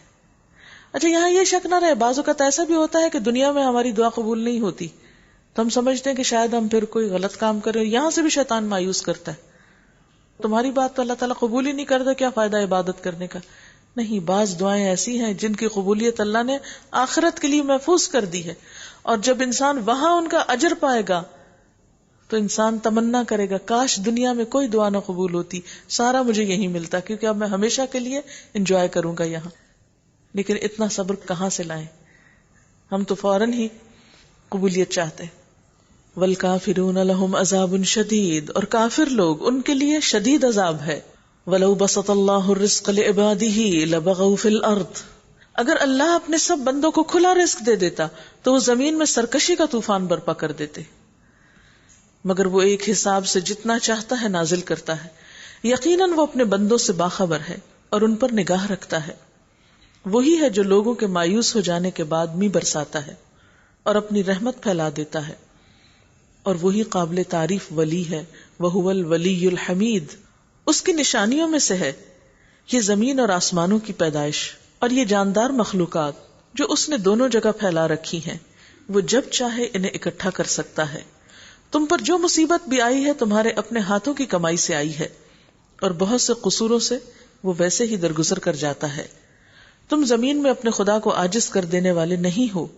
اللہ کے مقابلے میں تم کوئی حامی و ناصر نہیں رکھتے. اس کی نشانیوں میں سے ہیں یہ جہاز جو سمندر میں پہاڑوں کی طرح نظر آتے ہیں. اللہ جب چاہے ہوا کو ساکن کر دے اور یہ سمندر کی پیٹھ پہ کھڑے کے کھڑے رہ جائیں، یعنی چل ہی نہ سکیں. اس میں بڑی نشانیاں ہیں ہر اس شخص کے لیے جو کمال درجہ صبر و شکر کرنے والا ہو، یا ان پر سوار ہونے والوں کے، یا ان کے بہت سے گناہوں سے درگزر کرتے ہوئے ان کے چند ہی کرتوتوں کی پاداش میں انہیں ڈبو دے. اس وقت ہماری آیات میں جھگڑے کرنے والوں کو پتہ چل جائے کہ ان کے لیے کوئی جائے پناہ نہیں ہے. یہاں پر آیات میں جھگڑے کرنے اور نشانیوں میں جھگڑے کرنے کی بات کی گئی ہے. بات یہ ہے کہ اللہ تعالیٰ کا جب کوئی حکم سامنے آتا ہے تو جو لوگ عمل کی نیت رکھتے ہیں ان کو اس میں کچھ جھگڑے کی ضرورت نہیں ہوتی، لیکن جو ماننا نہیں چاہتے وہ بحثیں کرنے لگتے ہیں. یجادلون فی آیاتنا، کیونکہ ماننا جو نہیں چاہتے. تو فرمایا کہ قیامت آئے گی تو ان سب کو معلوم ہو جائے گا، یہ سب جان لیں گے جو کچھ یہ کرتے رہے. فما اوتیتم من شیء فمتاع الحیاۃ الدنیا وما عند اللہ خیر وابقى للذین آمنوا وعلی ربهم یتوکلون. جو کچھ بھی تم لوگوں کو دیا گیا ہے وہ محض دنیا کی چند روزہ زندگی کا سر و سامان ہے. بہت تھوڑے دن ہے تمہارے پاس جو کچھ ہے، اور جو کچھ اللہ کے ہاں ہے وہ بہتر بھی ہے اور پائیدار بھی، ہمیشہ کے لیے ہے. وہ ان لوگوں کے لیے ہے. وہاں کا رزق اور وہاں کی نعمتیں کن کے لیے ہیں؟ اب اپنے آپ کو چیک کر لیں، کیا ہم ان میں آتے؟ وہ ان لوگوں کے لیے ہے جو ایمان لائے ہیں اور اپنے رب پر بھروسہ کرتے ہیں، اس پر توکل کرتے ہیں، جو بڑے بڑے گناہوں اور بے حیائی کے کاموں سے پرہیز کرتے ہیں. والذین یجتنبون کبائر الاثم والفواحش. کبیرہ گناہوں میں کیا ہے؟ جیسے شرک کرنا، والدین کی نافرمانی کرنا، قتل کرنا، زنا کرنا، شراب پینا، جوا، پھر اسی طرح سود خوری کرنا. یہ تمام چیزیں کبیرہ گناہ. کسی پہ جادو کرنا، جادو کو کفر سے تعبیر کیا گیا ہے، لیکن افسوس ہے کہ مسلمان معاشروں کے اندر ہی اس طرح کے کام ہوتے ہیں. اور یاد رکھیے کہ جادو کیا ہے. صحابہ کرام کوئی بھی چیز پڑھ کر دھاگے میں گرہ لگانے کو جادو شمار کرتے تھے، کیونکہ ہمیں پتہ ہی نہیں ہوتا کہ ہم کر کیا رہے ہیں. تو بعض اوقات میں اس دنیا کے اس کی سنی اس کی سنی، یہ فلاں نے وہاں سے دھاگا لیا، وہ گرہ لگائی، وہ اس کا مسئلہ حل ہو گیا. یہ سب کہی باتیں. اللہ ربہم یتوکلون پہلی صفت بتائی گئی ہے، کیونکہ توکل آتا ہے تو پھر غیر اللہ پہ بھروسہ چلا جاتا ہے، پھر انسان غیر اللہ کی طرف مائل نہیں ہوتا. اور کیا ہے جنت والوں کی صفات؟ یعنی آخرت کی نعمتیں اور آخرت کا متاع کس کے لیے ہے؟ وَإِذَا مَا غَضِبُوا هُمْ يَغْفِرُونَ. اگر غصہ آ جائے تو درگزر کر جاتے ہیں، معاف کر دیتے ہیں. وَالْكَاظِمِينَ الْغَيْظَ وَالْعَافِينَ عَنِ النَّاسِ. غصے کو پی جانے والے اور لوگوں کو معاف کر دینے والے. یعنی انسان کو غصہ کب آتا ہے؟ جب وہ حق پر ہوتا ہے اور دوسرا اس کے ساتھ ناحق کر رہا ہوتا ہے تو غصہ آ جاتا ہے نا. تو ایسے میں حق پر ہوتے ہوئے پھر جھگڑا چھوڑ دینا اور درگزر کر جانا، یعنی لوگوں سے درگزر کرنا ان کے مزاج اور طبیعت کا حصہ ہوتا ہے. وہ دل میں باتیں پالتے نہیں ہیں، وہ دلوں میں نہیں بوجھ گندے اٹھائے پھرتے. کوئی چیز آ گئی راستے میں بس نکالی اور آگے چلے. فرمایا ہم یغفرون. نبی صلی اللہ علیہ وسلم کے بارے میں آتا ہے آپ نے اپنی ذات کے لیے کبھی بدلہ نہیں لیا. ایسے ہی تو نہیں درجات بلند ہو جاتے، ایسے ہی تو نہیں اللہ کے مقرب ہو جاتے. اور ہمارے سارے بدلے ہوتے ہی اپنی انا کے لیے ہیں. دین کے لیے تو غضبناک ہم کبھی ہوئے ہی نہیں. ہم میں سے کتنے لوگ ہیں جن کو دین کی وجہ سے کبھی کوئی غصہ آیا ہو؟ زیادہ غصے کس چیز کے ہیں؟ اپنی باتوں کے نا، اپنی مرضی کے خلاف کوئی کام ہونے کے ہیں. ہاں اللہ کی حدوں کو توڑا جاتا، اللہ کی حرمتوں کو توڑا جاتا تو وہ آپ کے لیے قابل برداشت نہ ہوتا تھا. اور کن کے لیے آخرت کی نعمت ہے؟ والذین استجابوا لربہم، وہ جو اپنے رب کا حکم مانتے ہیں، جو حکم آتا لبیک کہہ کے آگے بڑھ جاتے ہیں. وَأَقَامُوا الصَّلَاةَ، نماز قائم کرتے ہیں. اور یہاں ایک بہت اہم صفت بتائے گی، وَأَمْرُهُمْ شُورَىٰ بَيْنَهُمْ، اور ان کے آپس کے معاملات مشورے سے ہوتے ہیں. کتنی حیرت کی بات ہے، انسانی معاملات سے متعلق حکم ہے اور وہ جنت والوں کی صفت بتایا گیا. اس کی اتنی زیادہ اہمیت کیوں ہے؟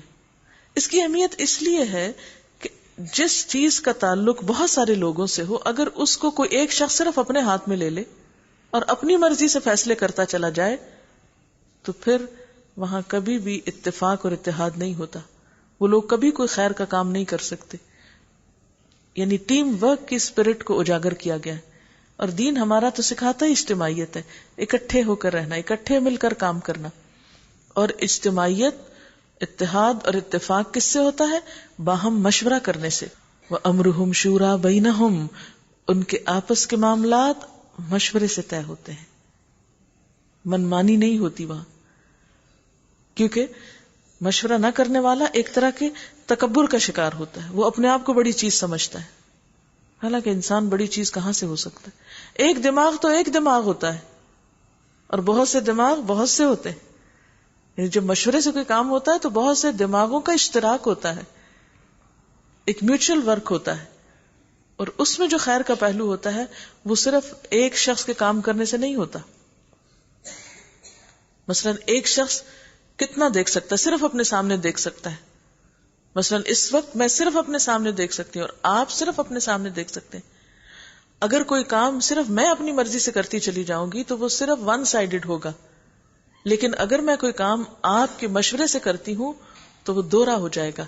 یعنی میں ادھر دیکھ رہی ہوں، آپ ادھر دیکھ رہے ہیں، دونوں پہلو سامنے آ گئے، اس لیے کام میں بہتری پیدا ہو گئی.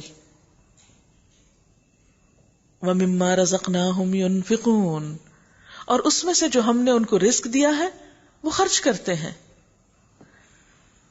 وَالَّذِينَ إِذَا أَصَابَهُمُ الْبَغْيُ، اور وہ لوگ کہ جب ان کے ساتھ زیادتی کی جاتی ہے، یعنی حسد اور تکبر، ہم ينتصرون، تو اس کا مقابلہ کرتے ہیں.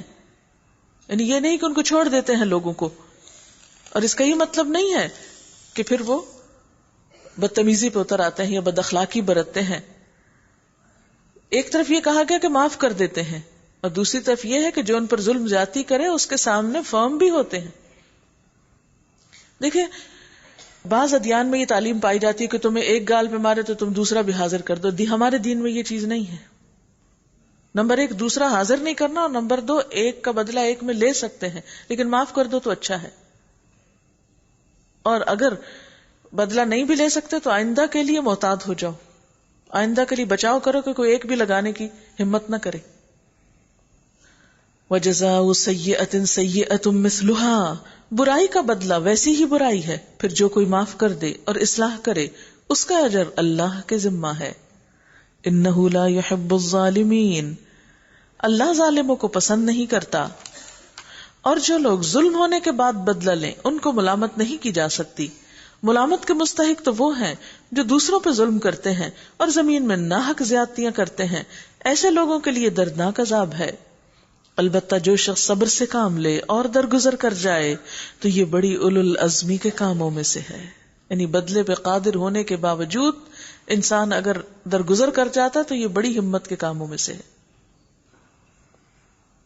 وَلَمَنْ صَبَرَ وَغَفَرَ إِنَّ ذَلِكَ لَمِنْ عَزْمِ الْأُمُورِ وَمَنْ يُضْلِلِ اللَّهُ فَمَا لَهُ مِنْ وَلِيٍّ مِّنْ بَعْدِهِ، جس کو اللہ گمراہی میں پھینک دے اس کا کوئی سنبھالنے والا اللہ کے بعد نہیں ہے. تم دیکھو گے کہ یہ ظالم جب عذاب دیکھیں گے تو کہیں گے اب پلٹنے کا کوئی راستہ ہے؟ هَلْ إِلَى مُرَدٍّ مِّن سَبِيلٍ، اور تم دیکھو گے کہ یہ جہنم کے سامنے جب لائے جائیں گے تو ذلت کے مارے جھکے جا رہے ہوں گے اور اس کو نظر بچا بچا کے کنکھیوں سے دیکھیں گے.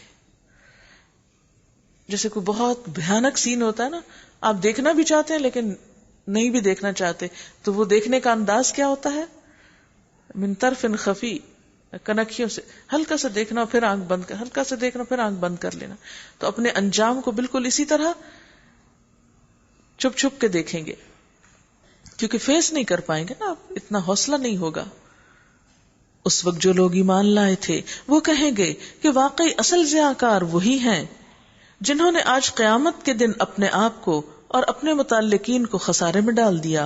خبردار رہو، ظالم لوگ مستقل عذاب میں ہوں گے اور ان کے کوئی حامی و سرپرست نہ ہوں گے جو اللہ کے مقابلے میں ان کی مدد کو آئیں. جسے اللہ گمراہی میں پھینک دے اس کے لیے بچاؤ کی کوئی سبیل نہیں. استجیبوا لربکم، استجیبوا لربکم، مان لو اپنے رب کی بات قبل اس کے کہ وہ دن آ جائے جس کے ٹلنے کی کوئی صورت اللہ کی طرف سے نہیں ہے. اس دن تمہارے لیے کوئی جائے پناہ نہ ہوگی اور نہ کوئی تمہارے حال کو بدلنے کی کوشش کرنے والا ہوگا. اب اگر یہ لوگ منہ موڑتے ہیں تو اے نبی صلی اللہ علیہ وسلم، ہم نے تم کو ان پر نگہبان بنا کر تو نہیں بھیجا ہے، تم پر تو صرف بات پہنچا دینے کی ذمہ داری ہے. انسان کا حال یہ ہے کہ جب ہم اسے اپنی رحمت کا مزہ چکھاتے ہیں تو اس پر پھول جاتا ہے، اور اگر اس کے اپنے ہاتھوں کا کیا دھرا کسی مصیبت کی شکل میں اس پر الٹ پڑتا ہے تو سخت ناشکرا بن جاتا ہے. اللہ زمین اور آسمانوں کی بادشاہی کا مالک ہے، جو کچھ چاہتا ہے پیدا کرتا ہے، جسے چاہتا ہے لڑکیاں دیتا ہے، جسے چاہتا ہے لڑکے دیتا ہے، جسے چاہتا ہے لڑکے اور لڑکیاں ملا جلا کے دیتا ہے، جسے چاہتا ہے بانجھ کر دیتا ہے. وہ سب کچھ جانتا اور ہر چیز پر قادر ہے. تو گویا اولاد کی دین اور تقسیم بھی اللہ کا فیصلہ ہے، اس لیے غیر اللہ کے دروازے پہ جانے سے کچھ حاصل نہ ہوگا وہی جو اللہ چاہے گا. کسی بشر کا یہ مقام نہیں کہ اللہ اس سے روبرو بات کرے. اس کی بات یا تو وحی کے طور پہ ہوتی ہے یعنی خفیہ اشارہ، یا پردے کے پیچھے سے، یا پھر وہ کوئی پیغامبر بھیجتا ہے یعنی فرشتہ، اور وہ اس کے حکم سے جو کچھ چاہتا ہے وہی کرتا ہے. وہ برتر ہے اور حکیم ہے. اور اسی طرح ہم نے اپنے حکم سے ایک روح تمہاری طرف وحی کی ہے. تمہیں کچھ پتا نہ تھا کہ کتاب کیا ہوتی ہے، ایمان کیا ہوتا ہے، مگر اس روح کو ہم نے ایک روشنی بنا دیا جس سے ہم راہ دکھاتے ہیں اپنے بندوں میں سے جسے چاہتے ہیں. یقیناً تم سیدھے راستے کی طرف رہنمائی کر رہے ہو، اللہ کے راستے کی طرف جو زمین اور آسمانوں کی ہر چیز کا مالک ہے.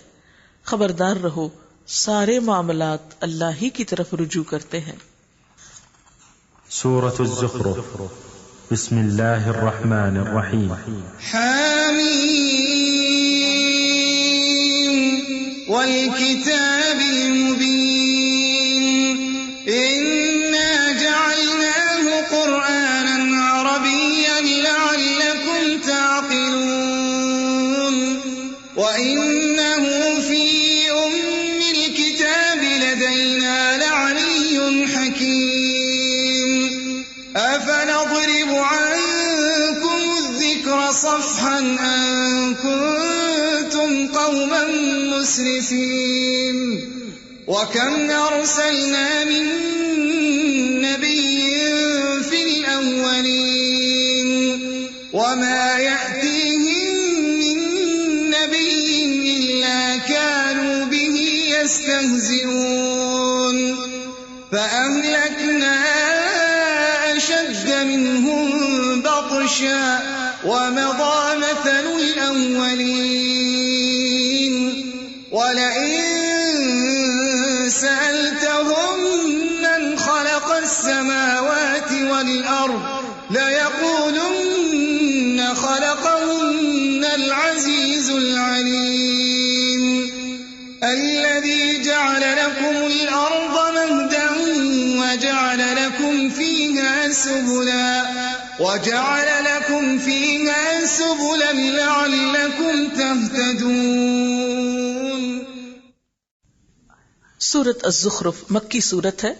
بسم اللہ الرحمن الرحیم. حامیم والکتاب المبین انا جعلناہ قرآنا عربیا لعلکم تعقلون. حامیم، قسم ہے اس واضح کتاب کی کہ ہم نے اسے عربی زبان کا قرآن بنایا تاکہ تم لوگ اسے سمجھو، کیونکہ عربوں کی اپنی زبان تھی، اس لیے اس زبان میں سمجھنا ان کے لیے آسان تھا. تو فرمایا کہ تمہاری اپنی زبان میں اترا ہے، سمجھنے میں کچھ مشکل نہیں، اسے سمجھنے کی کوشش کرو، محض تعصب میں اس کا انکار نہ کرو. وَإِنَّهُ فِي أُمِّ الْكِتَابِ لَدَيْنَا لَعَلِيٌّ حَكِيمٌ، اور در حقیقت یہ ام الکتاب میں ثبت ہے، ہمارے ہاں بڑی بلند مرتبہ اور حکمت سے لبریز کتاب ہے. اللہ تعالیٰ کتاب کی تعریف اور مقام اور درجہ بتا رہے ہیں. قرآن پاک کی عظمت کا بیان ہو رہا ہے جو اسے ملائے اعلیٰ میں حاصل ہے. زمین والو تم اس کی ناقدری کرتے ہو، یہ تو وہ کتاب ہے جو آسمانوں پر بھی لدینا لعلی حکیم بہت بلند مرتبہ رکھتی ہے، بہت حکمت والی ہے. کیا تم اس کو بلند مرتبہ نہ دو گے؟ کیا تم اس کی اہمیت کو نہ پہچانو گے؟ اب کیا ہم تم سے بیزار ہو کر یہ درس نصیحت تمہارے ہاں بھیجنا چھوڑ دیں صرف اس لیے کہ تم حد سے گزرے ہوئے لوگ ہو؟ پہلے گزری ہوئی قوموں میں بھی بارہا ہم نے نبی بھیجے ہیں، کبھی ایسا نہیں ہوا کہ کوئی نبی ان کے ہاں آیا ہو اور انہوں نے اس کا مذاق نہ اڑایا ہو. پھر جو لوگ ان سے بدرجہ زیادہ طاقتور تھے انہیں ہم نے ہلاک کر دیا. پچھلی قوموں کی مثالیں گزر چکی ہیں. اگر تم ان لوگوں سے پوچھو کہ زمین اور آسمانوں کو کس نے پیدا کیا ہے تو یہ خود کہیں گے کہ انہیں اسی زبردست علیم ہستی نے پیدا کیا ہے، وہی نا جس نے تمہارے لیے زمین کو گہوارہ بنایا اور اس میں تمہاری خاطر راستے بنا دیے تاکہ تم اپنی منزل مقصود کی راہ پا سکو، جس نے ایک خاص مقدار میں آسمان سے پانی اتارا. اور یہ بات آپ کو معلوم ہوگی کہ جتنا پانی آسمان سے روز اترتا ہے ایگزیکٹلی اتنا ہی پانی دوبارہ اٹھتا ہے، یعنی پورے کا پورا اتنا ہی برستا ہے اور اتنا ہی اٹھتا ہے. یہ اللہ کا اپنا اندازہ ہے.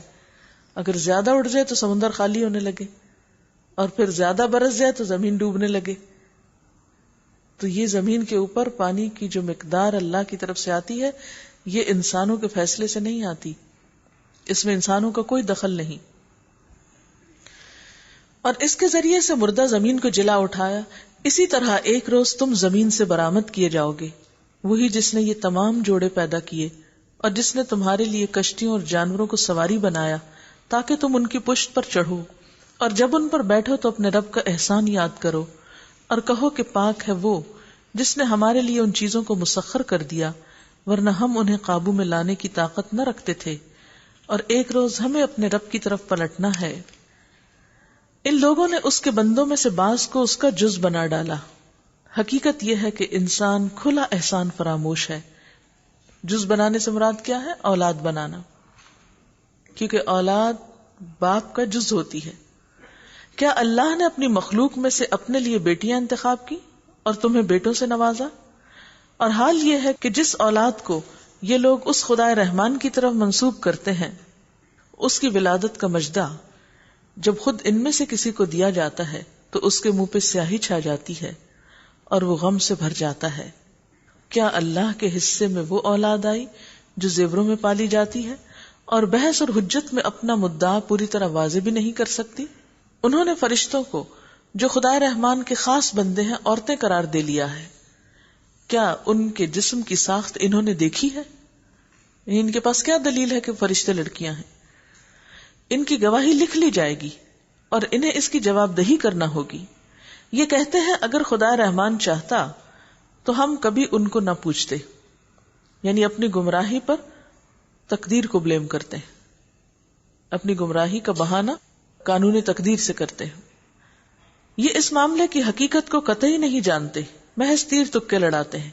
کیا ہم نے اس سے پہلے کوئی کتاب ان کو دی تھی جس کی سند یہ اپنے پاس رکھتے ہوں؟ نہیں، بلکہ یہ کہتے ہیں کہ ہم نے اپنے باپ دادا کو ایک طریقے پر پایا اور ہم انہی کے نقش قدم پہ چل رہے ہیں. اسی طرح تم سے پہلے جس بستی میں بھی ہم نے کوئی نذیر بھیجا اس کے کھاتے پیتے لوگوں نے یہی کہا کہ ہم نے اپنے باپ دادا کو ایک طریقے پہ پایا ہے اور ہم انہی کے نقش قدم کی پیروی کر رہے ہیں. یعنی ہر دور میں ایلیٹ کا یہی طریقہ کار رہا کہ وہ تضاد کا شکار رہی. ایک طرف باپ دادا کی تقلید اور دوسری طرف تمام روایات کو توڑنا.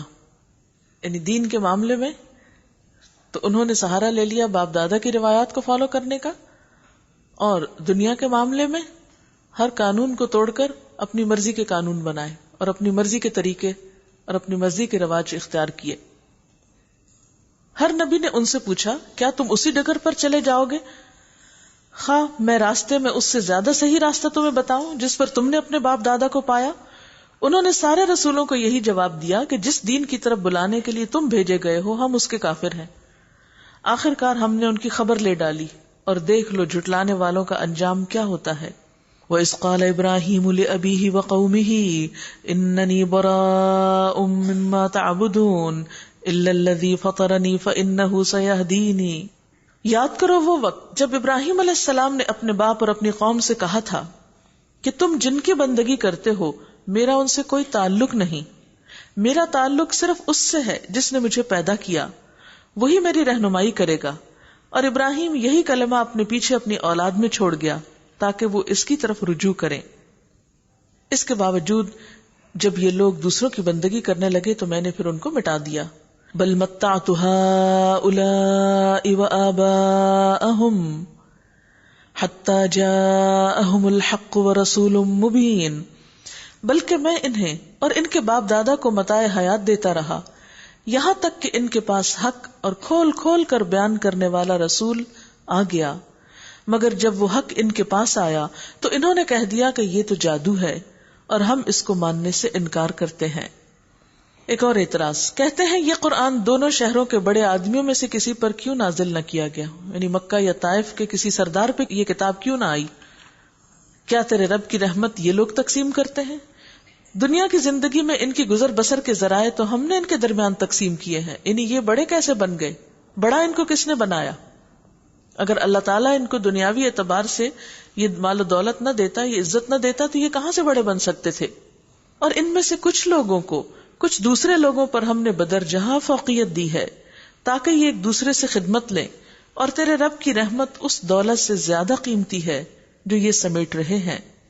اگر یہ اندیشہ نہ ہوتا کہ سارے لوگ ایک ہی طریقے کے ہو جائیں گے تو ہم خدائے رحمان سے کفر کرنے والوں کے گھروں کی چھتیں اور ان کی سیڑھیاں جن سے وہ اپنے بالا خانوں پہ چڑھتے ہیں اور ان کے دروازے اور ان کے تخت جن پہ تکیے لگا کے بیٹھتے ہیں سب چاندی اور سونے کے بنوا دیتے.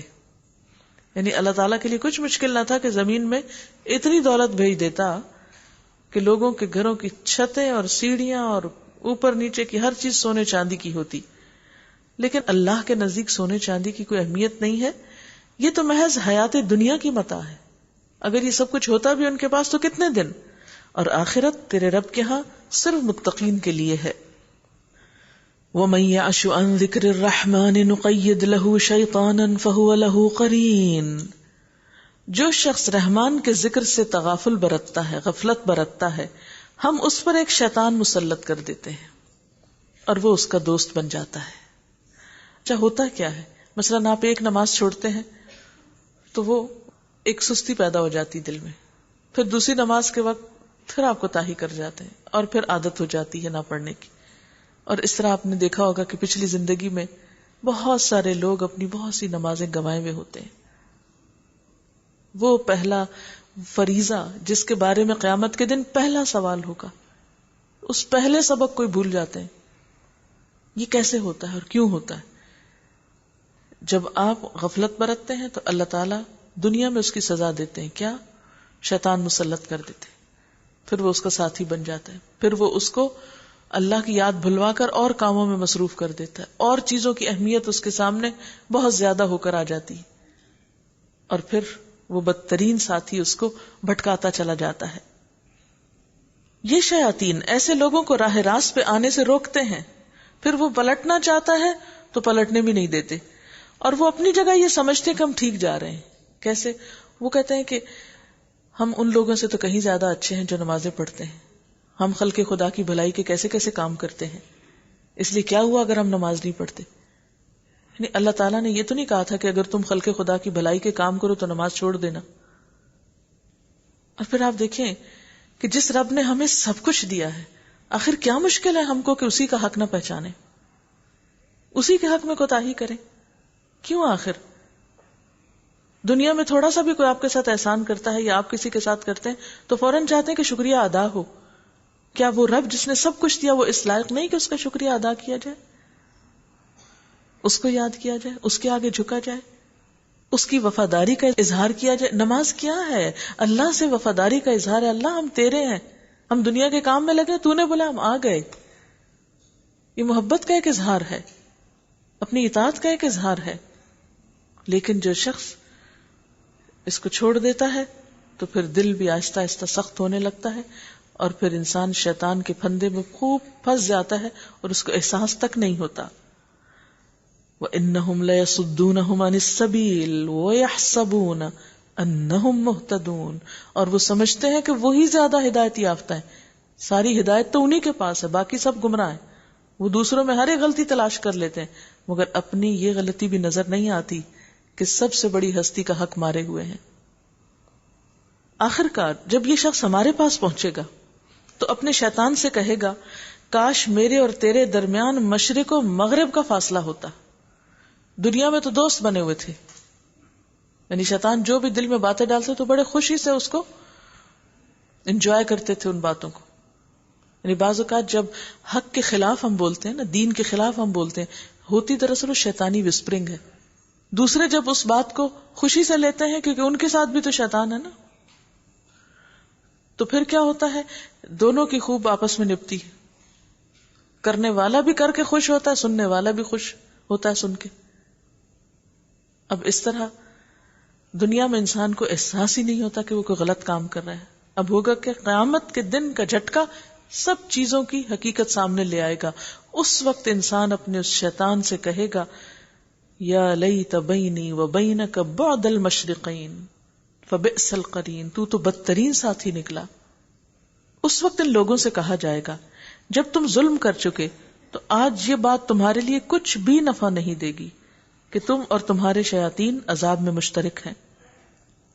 اب کیا اے نبی تم بہروں کو سناؤ گے؟ یعنی حق تو بڑا صاف ہے، واضح ہے. جو نہیں سنتے گویا وہ کان بند کیے ہوئے، اندر سے خرابی ہے ان کے، کوئی کہ آوازیں ٹکرا رہی ہیں، ان کے دل میں کچھ نہیں جا رہا. یا اندھوں اور سری گمراہی میں پڑے ہوئے لوگوں کو راہ راست دکھاؤ گے؟ اندھے لوگوں کو تو راستہ نہیں دکھایا جا سکتا. اب تو ہمیں ان کو سزا دینی ہے، خواہ تمہیں دنیا سے اٹھا لیں یا تم کو آنکھوں سے ان کا وہ انجام دکھا دیں جس کا ہم نے ان سے وعدہ کیا ہے. ہمیں ان پہ پوری قدرت حاصل ہے. تم بہرحال اس کتاب کو مضبوطی سے تھامے رہو جو وحی کے ذریعے سے تمہارے پاس بھیجی گئی ہے، یقیناً تم سیدھے رستے پر ہو. وَإِنَّهُ لَذِكْرٌ لَكَ وَلِقَوْمِكَ وَسَوْفَ تُسْأَلُونَ، حقیقت یہ ہے کہ یہ کتاب تمہارے لیے اور تمہاری قوم کے لیے ایک بہت بڑا شرف ہے، بہت عزت کی بات ہے. یعنی اہل عرب اس کتاب کے آنے سے پہلے ان کی کوئی خاص اہمیت نہ تھی. آپس میں چونکہ بہت لڑتے جگڑتے رہتے تھے، علاقہ بھی کھنڈر سا تھا، کچھ زمین اگاتی بھی نہیں تھی، اس لیے روم اور ایران کی سلطنت آس پاس ہوتے ہوئے بھی ان کی طرف توجہ نہیں دیتی تھی. لیکن آخر کیا ہوا، کیا چیز ان کے ہاتھ میں آئی کہ جس کی وجہ سے باقی سب ان کے لیے مسخر ہو گئی؟ یہی کتاب تھی. انہ لذکر لک ولقومک، یہ کتاب تیرے ذکر کا اور تیری قوم کے ذکر کا ذریعہ ہے. وسوف تسألون، اب اس نعمت پہ پوچھا جائے گا کیا حق ادا کیا. تم سے پہلے ہم نے جتنے رسول بھیجے تھے ان سب سے پوچھ دیکھو کیا ہم نے خدا رحمان کے سوا کچھ دوسرے معبود بھی مقرر کیے تھے کہ ان کی بندگی کی جائے. ہم نے موسیٰ علیہ السلام کو اپنی نشانیوں کے ساتھ فرعون اور اس کے آیان سلطنت کے پاس بھیجا، اور اس نے جا کر کہا کہ میں رب العالمین کا رسول ہوں. پھر جب اس نے ہماری نشانیاں ان کے سامنے پیش کی تو وہ ٹھٹھے مارنے لگے. ہم ایک پر ایک ایسی نشانی ان کو دکھاتے چلے گئے جو پہلی سے بڑھ چڑھ کر تھی، اور ہم نے ان کو عذاب میں دھر لیا تاکہ وہ اپنی روش سے باز آئیں. ہر عذاب کے موقع پہ کہتے اے ساحر، اپنے رب کی طرف سے جو منصب تجھے حاصل ہے اس کی بنا پر ہمارے لیے اس سے دعا کر، ہم ضرور راہ راست پہ آ جائیں گے. مگر جو ہی کہ ہم ان پر سے عذاب ہٹاتے وہ اپنی بات سے پھر جاتے. ایک روز فرعون نے اپنی قوم کے درمیان پکار کر کہا، لوگو کیا مصر کی بادشاہی میری نہیں؟ ایسی باتیں کون کرتا ہے جو انسیکیور ہو، جس کو فکر نہ ہو ایسی چیزوں کی کہ یہ چھننے والا ہے مجھ سے، اسے بار بار یاد دہانی کرانے کی ضرورت نہیں ہوتی. اور یہ نہریں میرے نیچے نہیں بہ رہی، کیا تم لوگوں کو نظر نہیں آتا میں بہتر ہوں یا یہ شخص جو ذلیل و حقیر ہے؟ نعوذ باللہ. حضرت موسیٰ علیہ السلام کی طرف اشارہ ہے، اور اپنی بات بھی کھول کے بیان نہیں کر سکتا. موسیٰ علیہ السلام جو تھے ان کو کمیونیکیشن میں کچھ پرابلم تھی، لکنت تھی زبان میں. کیوں نہ اس پہ سونے کے کنگن اتارے گئے؟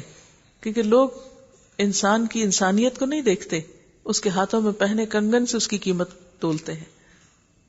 یعنی عموماً لوگوں کا حال کیا ہے، یہ نہیں دیکھتے کہ کوئی انسان خود کس قابل ہے، اس کے اخلاق کیا ہے، اس کی اہمیت کیا ہے، اس کے اندر کے انسان کی اہمیت کیا ہے، اس کی روح، اس کی جان، اس کے احساسات، اس کے جذبات.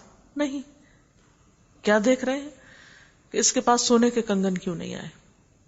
او جاء معہ الملائکۃ مقترنین، یا فرشتوں کا ایک دستہ اس کی اردلی میں کیوں نہیں آیا، اس کے آگے پیچھے لوگ کیوں نہیں. اس نے اپنی قوم کو ہلکا سمجھا اور انہوں نے اس کی اطاعت کی، یعنی فرعون کی. در حقیقت وہ تھے ہی فاسق لوگ، اسی لیے تو فرعون کی باتیں مانتے تھے. اگر عقل ہوتی، سمجھ سے کام لیتے تو موسیٰ علیہ السلام کی بات مان جاتے. آخرکار جب انہوں نے ہمیں غضبناک کر دیا، فلما آسفونا، جب وہ ہمیں غصے میں لائے، انتقمنا منہم، تو ہم نے ان سے انتقام لے لیا، فاغرقناہم اجمعین، اور ان سب کو اکٹھا غرق کر دیا. فجعلناہم سلفا ومثلا للآخرین، اور بعد والوں کے لیے پیش رو اور نمونہ عبرت بنا کر رکھ دیا. اور جو ہی کہ ابن مریم کی مثال دی گئی، تمہاری قوم کے لوگوں نے اس پہ غل مچا دیا اور کہنے لگے ہمارے معبود اچھے ہیں یا وہ. یہ مثال وہ تمہارے سامنے محض کج بحثی کے لیے لائے ہیں. حقیقت یہ ہے کہ یہ ہیں ہی جھگڑالو لوگ. ابن مریم اس کے سوا کچھ نہ تھا کہ ایک بندہ تھا جس پر ہم نے انعام کیا اور بنی اسرائیل کے لیے اپنی قدرت کا ایک نمونہ بنا دیا تھا. ہم چاہیں تو تم سے فرشتے پیدا کریں جو زمین میں تمہارے جانشین ہوں، اور وہ دراصل قیامت کی ایک نشانی ہے، یعنی عیسیٰ علیہ السلام. وَإِنَّهُ لَعِلْمٌ لِلسَّاعَةِ، کیونکہ قیامت سے پہلے وہ آئیں گے نا. بس تم اس میں شک نہ کرو اور میری بات مان لو، یہی سیدھا راستہ ہے. اس دنیا میں ہر انسان کے لیے ممکن ہوتا ہے کہ ہر بات کا کوئی الٹا مطلب نکال لے، اور اکثر لوگ ایسا کرتے ہیں. نبی صلی اللہ علیہ وسلم نے ایک دفعہ ذکر فرمایا کہ اللہ کے سوا جس کی پرستش کی جائے اس میں کوئی خیر نہیں. اس کو سن کر مخالفین نے کہا کہ عیسائی عیسیٰ علیہ السلام کو پوچھتے ہیں کیا ان میں بھی کوئی خیر نہیں؟ جب آپ دیکھیں نا کس طرح کٹھجتی کی، کہاں سے بات نکال لائے. یعنی آپ کا اشارہ بتوں کی طرف تھا اور انہوں نے کھینچ کے اسے عیسیٰ علیہ السلام کی طرف کر لیا. اب یہ کیا تھا؟ محض ایک شوشہ تھا. ایسے شوشے کون چھوڑتا ہے اور ایسی باتیں کون کرتا ہے جو حق کو پہچاننے میں سنجیدہ نہ ہو، سننے کے لیے سنجیدہ نہ ہو، قبول کرنے کے لیے اس کی کوئی نیت نہ ہو. تو وہ حق سنانے والے کی بات میں ہی کسی لفظ کو پکڑ کے اسی کو الٹا بنا کے اس کے اوپر تھوپ دے گا. فرمایا فلا تمترن بها واتبعون هذا صراط مستقیم ولا يصدنكم الشیطان انه لكم عدو مبین. ایسا نہ ہو کہ شیطان تم کو اس سے روک دے، وہ تمہارا کھلا دشمن ہے.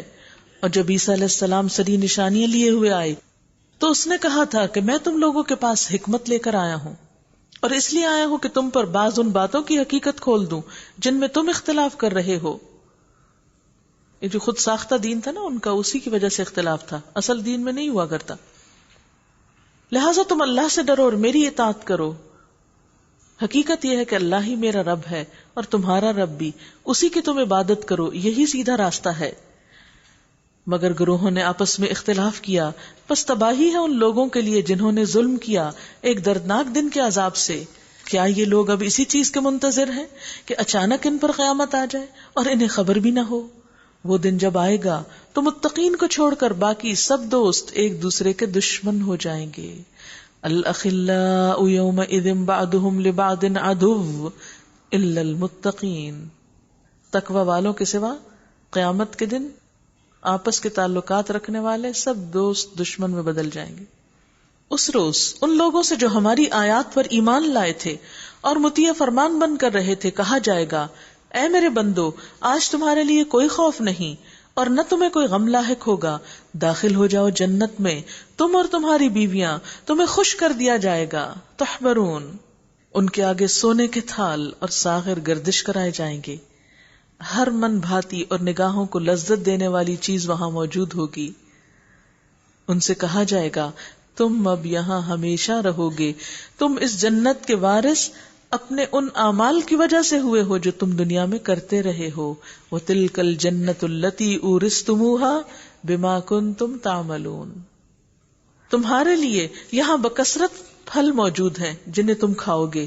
رہے مجرمین، وہ ہمیشہ جہنم کے عذاب میں مبتلا رہیں گے، کبھی ان کے عذاب میں کمی نہ ہوگی اور وہ اس میں مایوس پڑے ہوں گے. ان پر ہم نے ظلم نہیں کیا بلکہ وہ خود ہی اپنے اوپر ظلم کرتے رہے. وہ پکاریں گے اے مالک تیرا رب ہمارا کام ہی تمام کر دے تو اچھا ہے. وہ جواب دے گا تم یوں ہی پڑے رہو گے، ہم تمہارے پاس حق لے کر آئے تھے مگر تم میں سے اکثر کو حق ہی ناگوار تھا. کیا ان لوگوں نے کوئی اقدام کرنے کا فیصلہ کر لیا ہے؟ اچھا تو ہم بھی پھر ایک فیصلہ کیے دیتے ہیں. کیا انہوں نے یہ سمجھ رکھا ہے کہ ہم ان کی راز کی باتیں اور ان کی سرگوشیاں سنتے نہیں ہیں؟ ہم سب کچھ سن رہے ہیں اور ہمارے فرشتے ان کے پاس ہی لکھ رہے ہیں. ان سے کہو اگر واقعی رحمان کی کوئی اولاد ہوتی تو سب سے پہلے عبادت کرنے والا میں ہوتا. پاک ہے آسمانوں اور زمین کا فرما روا، عرش کا مالک، ان ساری باتوں سے جو یہ لوگ اس کی طرف منسوب کرتے ہیں. اچھا انہیں اپنے باطل خیالات میں غرق اور اپنے کھیل میں منہمک رہنے دو یہاں تک کہ یہ اپنا وہ دن دیکھ لیں جس کا انہیں خوف دلایا جا رہا ہے. وہی ایک آسمان میں بھی خدا ہے اور زمین میں بھی، وہی حکیم و علیم ہے. بہت بالا و برتر ہے وہ جس کے قبضے میں زمین اور آسمانوں اور ہر اس چیز کی بادشاہت ہے جو زمین و آسمان کے درمیان پائی جاتی ہے. اور وہی قیامت کی گھڑی کا علم رکھتا ہے اور اسی کی طرف تم سب پلٹائے جانے والے ہو. اس کو چھوڑ کر جنہیں یہ لوگ پکارتے ہیں وہ کسی شفاعت کا اختیار نہیں رکھتے الا یہ کہ کوئی علم کی بنا پر حق کی گواہی دے. اور اگر تم ان سے پوچھو کہ انہیں کس نے پیدا کیا تو یہ خود کہیں گے کہ اللہ نے. پھر کہاں سے یہ دھوکہ کھا رہے ہیں؟ قسم ہے رسول کے اس قول کی کہ اے رب یہ وہ لوگ ہیں جو مان کر نہیں دیتے. فاصفح عنہم وقل سلام فسوف یعلمون. اچھا اے نبی صلی اللہ علیہ وسلم ان سے درگزر کرو اور کہہ دو کہ سلام ہے تمہیں، ان قریب انہیں معلوم ہو جائے گا. سورۃ الدخان. بسم اللہ الرحمن الرحیم. حامیم والکتاب المبین. انا انزلناه فی لیلۃ مبارکۃ انا كنا منذرین. فیہا یفرق کل امر حکیم امرا من عندنا انا كنا مرسلین. رحمة من ربك انه هو السميع العليم. رب السماوات والارض وما بينهما ان كنتم موقنين. لا اله الا هو يحيي ويميت. ربكم ورب آبائكم الأولين. بل هم في شك يلعبون. فارتقب يوم تأتي السماء بدخان مبين. يغشى الناس هذا عذاب أليم. بسم اللہ الرحمن الرحیم. حامیم والکتاب المبین. حامیم قسم ہے اس کتاب مبین کی کہ ہم نے اسے ایک بڑی خیر و برکت والی رات میں نازل کیا ہے. اور کون سی ہے وہ رات؟ لیلۃ القدر کی رات، رمضان کی آخری راتوں میں سے اور خصوصاً طاق راتوں میں سے. عام طور پر اس آیت سے لوگوں کو شبہ ہوا ہے اور کئی لوگوں نے اسے 15 شعبان سے جا ملایا ہے، حالانکہ یہ رمضان ہی کی رات ہے. اور اس سے پھر شب رات کی لمبی چوڑی فضیلت کی باتیں شروع ہو گئیں.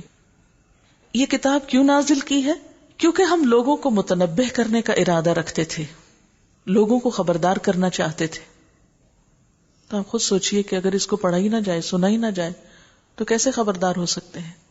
یہ وہ رات تھی جس میں ہر معاملے کا حکیمانہ فیصلہ ہمارے حکم سے صادر کیا جاتا ہے. ہم ایک رسول بھیجنے والے تھے تیرے رب کی رحمت کے طور پر. یقیناً وہی سب کچھ سننے اور جاننے والا ہے. آسمانوں اور زمین کا رب اور ہر اس چیز کا رب جو آسمان و زمین کے درمیان ہے، اگر تم لوگ واقعی یقین رکھنے والے ہو، کوئی معبود اس کے سوا نہیں ہے، وہی زندگی عطا کرتا ہے اور وہی موت دیتا ہے، تمہارا رب اور تمہارے ان اسلاف کا رب جو پہلے گزر چکے ہیں۔ مگر فی الواقع لوگوں کو یقین نہیں، اسی لیے بل ہم فی شک یلعبون، بلکہ یہ اپنے شک میں پڑے کھیل رہے ہیں۔ اچھا انتظار کرو اس دن کا جب آسمان سری دھواں لیے ہوئے آئے گا اور وہ لوگوں پر چھا جائے گا، یہ ہے دردناک سزا۔ پروردگار ہم پر سے یہ عذاب ٹال دے، یعنی اس وقت لوگ کہیں گے ہم ایمان لاتے ہیں۔ ان کی غفلت کہاں دور ہوتی ہے، ان کا حال تو یہ ہے کہ ان کے پاس رسول مبین آ گیا، پھر بھی یہ اس کی طرف ملتفت نہ ہوئے، یعنی توجہ نہ کی، اور کہا کہ یہ تو سکھایا پڑھایا باولا ہے، یعنی پڑھا لکھا مجنون ہے، معلم مجنون، یعنی سکھایا گیا اس کو۔ ہم ذرا عذاب ہٹائے دیتے ہیں، تم لوگ پھر وہی کچھ کرو گے جو پہلے کر رہے تھے۔ جس روز ہم بڑی ضرب لگائیں گے، اشارہ ہے جنگ بدر کی طرف، وہ دن ہوگا جب ہم تم سے انتقام لیں گے۔ ہم ان سے پہلے فرعون کی قوم کو اسی آزمائش میں ڈال چکے ہیں۔ ان کے پاس ایک نہایت شریف رسول آیا اور اس نے کہا، اللہ کے بندوں کو میرے حوالے کر دو، میں تمہارے لیے ایک امانت دار رسول ہوں، اللہ کے مقابلے میں سرکشی نہ کرو، میں تمہارے سامنے اپنی ماموریت کی، یعنی میں اللہ کا نبی ہوں، سری سند پیش کرتا ہوں بسلطان مبین، اور میں اپنے رب اور تمہارے رب کی پناہ لے چکا ہوں اس سے کہ تم مجھ پر حملہ آور ہو۔ اگر تم میری بات نہیں مانتے تو مجھ پر ہاتھ ڈالنے سے باز رہو۔ آخر کار اس نے اپنے رب کو پکارا کہ یہ لوگ مجرم ہیں۔ جواب دیا گیا، اچھا تو راتوں رات میرے بندوں کو لے کر چل پڑو، تم لوگوں کا پیچھا کیا جائے گا، سمندر کو اس کے حال پہ کھلا چھوڑ دو، یہ سارا لشکر غرق ہونے والا ہے۔ کتنے ہی باغ اور چشمے اور کھیت اور شاندار محل تھے جو وہ چھوڑ گئے۔ پوری قوم موسیٰ علیہ السلام اور ان کے ساتھیوں کا پیچھا کرنے کے لیے دیوانہ وار دوڑ پڑی۔ کتنے ہی عیش کے سر و سامان جن میں وہ مزے کر رہے تھے ان کے پیچھے دھرے رہ گئے، یعنی ان کا خیال بھی نہ تھا کہ ہم واپس نہ پلٹ سکیں گے، اپنے ہاتھوں اپنی ہر چیز پیچھے چھوڑ دی۔ یہ ہوا ان کا انجام، اور ہم نے دوسروں کو ان چیزوں کا وارث بنا دیا۔ پھر نہ آسمان ان پہ رویا نہ زمین، اور ذرا سی مہلت بھی ان کو نہ دی گئی۔ اس طرح بنی اسرائیل کو ہم نے سخت ذلت کے عذاب فرعون سے نجات دی، جو حد سے گزرنے والوں میں فی الواقع بڑے اونچے درجے کا آدمی تھا، خود کو بڑا سمجھتا تھا نا، لیکن کس چیز میں بڑا؟ انہ کان عالیا من المسرفین، حد سے بڑے ہوئے لوگوں میں بڑا تھا، اور ان کی حالت جانتے ہوئے ان کو دنیا کی دوسری قوموں پر ترجیح دی، یعنی بنی اسرائیل کو، اور انہیں ایسی نشانیاں دکھائیں جن میں سری آزمائش تھی۔ یہ لوگ کہتے ہیں ہماری پہلی موت کے سوا اور کچھ نہیں، اس کے بعد ہم دوبارہ اٹھائے جانے والے نہیں، یعنی جب ہم مریں گے تو بس فنا ہو جائیں گے، اس کے بعد کوئی زندگی نہیں۔ اگر تم سچے ہو تو اٹھا لاؤ ہمارے باپ دادا کو، یعنی دلیل وہ کیا دیتے تھے اپنی بات کو سچا ثابت کرنے کے لیے کہ مرے ہوئوں کو واپس لے آؤ۔ یہ بہتر ہے یہ تبا کی قوم۔ تبا کون تھے؟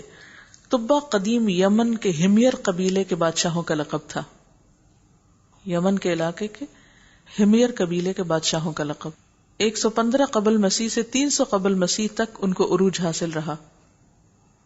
قدیم عرب میں ان کی عظمت کا بہت چرچا تھا۔ قرآن کے ابتدائی مخاطبین یعنی قریش کے لیے قوم تبا کا ابھرنا اور گرنا معلوم اور مشہور بات تھی، یعنی عربوں کو پتا تھا وہ کون تھے اور ان کا انجام کیا ہوا تھا۔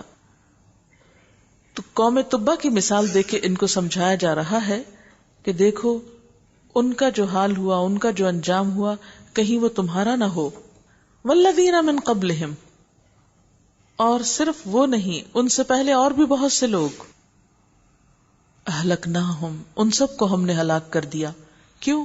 انہم کانوا مجرمین، کیونکہ وہ سب مجرم لوگ تھے، تو دنیاوی ترقی ان کو نہ بچا سکی۔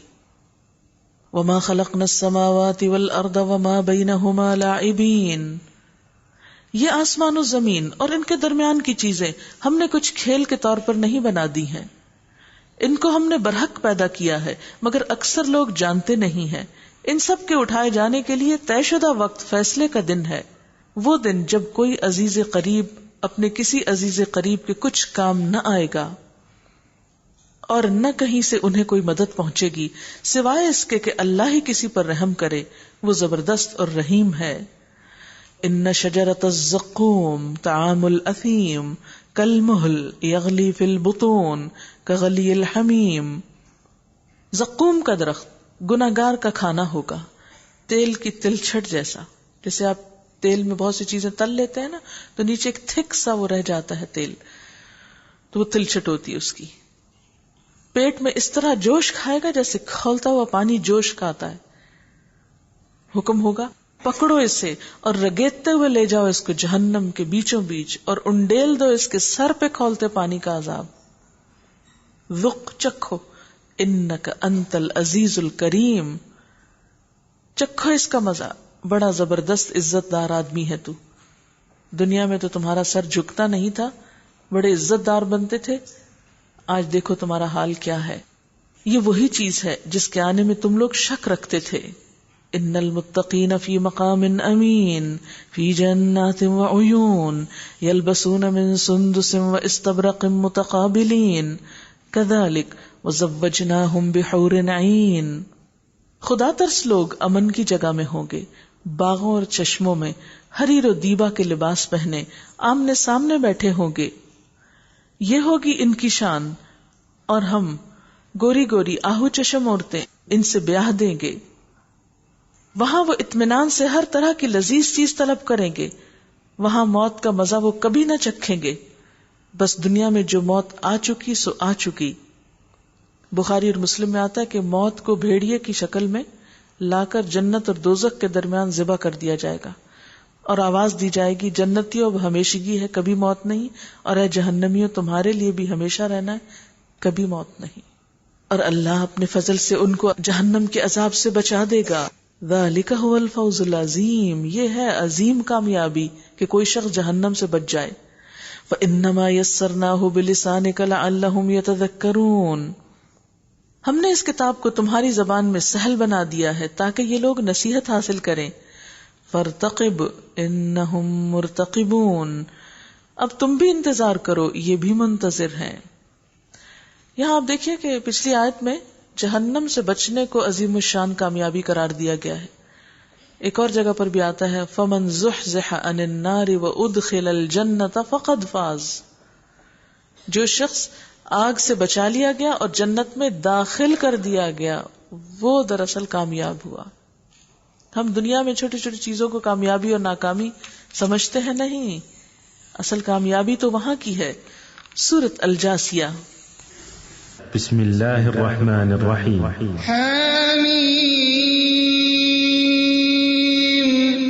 تنزیل الکتاب من اللہ العزیز الحکیم ان فی السماوات والارض لآیات للمؤمنین وفی خلقکم وما یبث من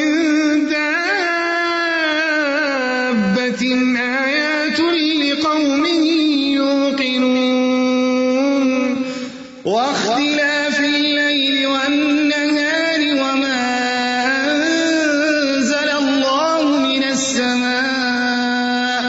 من السماء من رزق فأحيا به الأرض بعد موتها وتصريف الرياح آيات لقوم يعقلون تلك آيات الله نتلوها عليك بالحق فبأي حديث بعد الله وآياته يؤمنون۔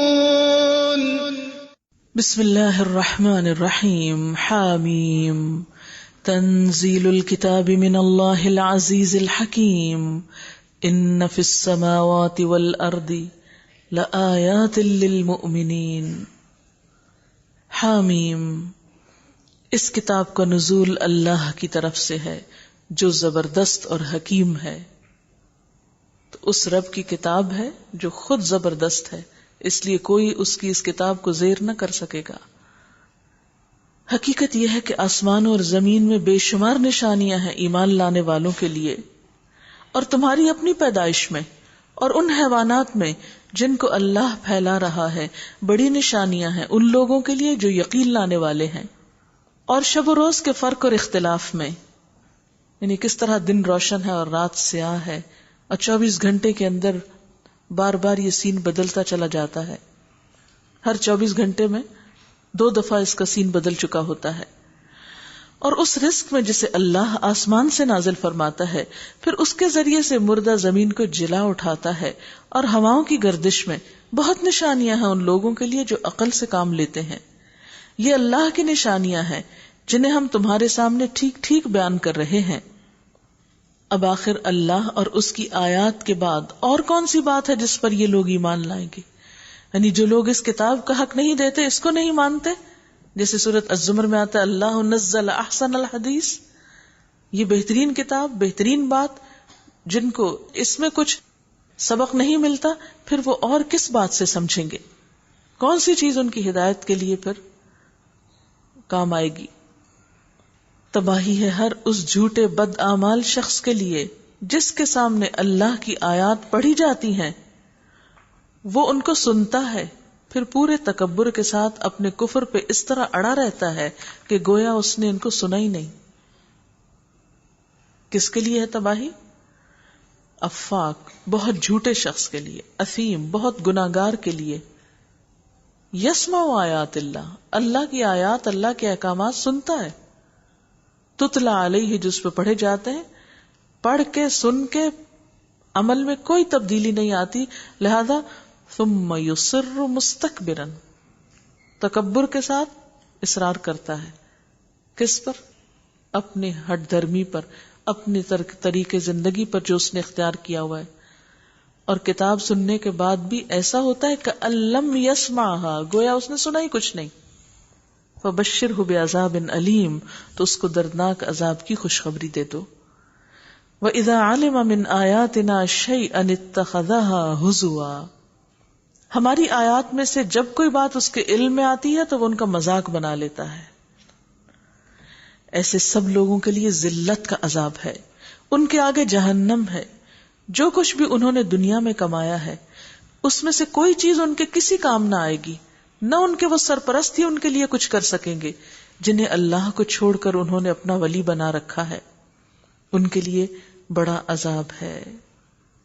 ھذا ھدی، یہ ہدایت ہے. کیا چیز؟ یعنی یہ قرآن. والذین کفروا بآیات ربہم لہم عذاب من رجز علیم، اور ان لوگوں کے لیے بلا کا دردناک عذاب ہے جنہوں نے اپنے رب کی آیات کو ماننے سے انکار کیا ہے. وہ اللہ ہی تو ہے جس نے تمہارے لیے سمندر کو مسخر کیا ہے تاکہ اس کے حکم سے کشتیاں اس میں چلیں، اور تم اس کا فضل تلاش کرو اور شکر گزار ہو. اس نے زمین اور آسمانوں کی ساری ہی چیزوں کو تمہارے لیے مسخر کر دیا. جمیعا منہ، لو استعمال کرو، فائدہ اٹھاؤ، تمہارے لیے بنایا ہے سب کچھ. اس میں بڑی نشانیاں ہیں. سب کچھ اپنے پاس سے، یعنی سب کچھ اللہ کا کیا ہوا ہے. اس میں بڑی نشانیاں ہیں ان لوگوں کے لیے جو غور و فکر کرنے والے ہیں. اے نبی صلی اللہ علیہ وسلم، ایمان لانے والوں سے کہہ دو کہ جو لوگ اللہ کی طرف سے برے دن آنے کا کوئی اندیشہ نہیں رکھتے ان کی حرکتوں پر درگزر سے کام لیں، تاکہ اللہ خود ایک گروہ کو اس کی کمائی کا بدلہ دے. جو کوئی نیک عمل کرے گا اپنے ہی لیے کرے گا، اور جو برائی کرے گا وہ آپ ہی اس کا خمیازہ بھگتے گا. پھر جانا تو سب کو اپنے رب ہی کی طرف ہے. اس سے پہلے بنی اسرائیل کو ہم نے کتاب اور حکم اور نبوت عطا کی تھی. ان کو ہم نے عمدہ سامان زندگی سے نوازا. دنیا بھر کے لوگوں پر ان کو فضیلت عطا کی اور دین کے معاملے میں انہیں واضح ہدایات دی. پھر جو اختلاف ان کے درمیان رونما ہوا وہ علم آ جانے کے بعد ہوا، اور اس بنا پر ہوا کہ وہ آپس میں ایک دوسرے پہ زیادتی کرنا چاہتے تھے.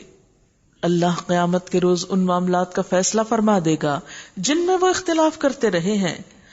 اس کے بعد اب اے نبی صلی اللہ علیہ وسلم، ہم نے آپ کو دین کے معاملے میں ایک صاف شاہراہ پر قائم کیا ہے. علی شریعت من الامر، ایک صاف ستھری شریعت پر قائم کیا، لہذا تم اسی پر چلو اور ان لوگوں کی خواہشات کا اتباع نہ کرو جو علم نہیں رکھتے. یعنی مشورے دینے والے تو تم کو بہت ہوں گے، لیکن کرو وہ جو اللہ کی طرف سے حکم آیا اور جو اس کتاب کے مطابق ہے. اللہ کے مقابلے میں وہ تمہارے کچھ بھی کام نہیں آ سکتے. یعنی اگر تم نے ان کو راضی کرنے کے لیے اس دین میں کوئی بھی تبدیلی کی تو وہ تمہیں اللہ کے عذاب سے نہ بچا سکیں گے. ظالم لوگ ایک دوسرے کے ساتھی ہیں اور متقی لوگوں کا ساتھی اللہ ہے. یعنی ظالم لوگ آپس میں ایک دوسرے پہ بھروسہ کرتے ہیں، اس بنا پہ خود کو طاقتور سمجھتے ہیں. اہل ایمان انسانوں پہ نہیں اللہ پہ بھروسہ کرتے ہیں. یہ بصیرت کی روشنیاں ہیں سب لوگوں کے لیے، اور ہدایت اور رحمت ان لوگوں کے لیے جو یقین لائیں. کیا وہ لوگ جنہوں نے برے کام کیے ہیں یہ سمجھے بیٹھے ہیں کہ ہم انہیں اور ایمان لانے والوں اور نیک عمل کرنے والوں کو ایک جیسا کر دیں گے؟ یہ سب کا درجہ برابر ہو جائے گا؟ کیا وہ اسی جنت میں پہنچ جائیں گے جہاں صحابہ کرام ہوں گے؟ کسی اور کے بارے میں تو نہیں، اپنے بارے میں سوچیں. عام طور پر ہم پڑھتے ہی نہیں ہیں. صحابہ کرام کے اگر حالات آپ پڑھیں تو آپ کو پتہ چلے کہ انہوں نے اسلام کے لیے کیا کیا اور اللہ کی کتاب کا حق کیسے دیا، اور آج ہم کیا کر رہے ہیں.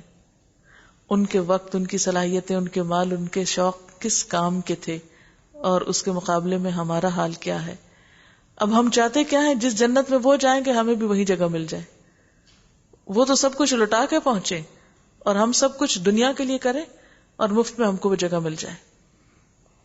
کیا وہ لوگ جنہوں نے برائیوں کا ارتکاب کیا ہے یہ سمجھے بیٹھے ہیں کہ ہم انہیں اور ایمان لانے والوں اور نیک عمل کرنے والوں کو ایک جیسا کر دیں گے، ان کا جینا اور مرنا یکساں ہو جائے؟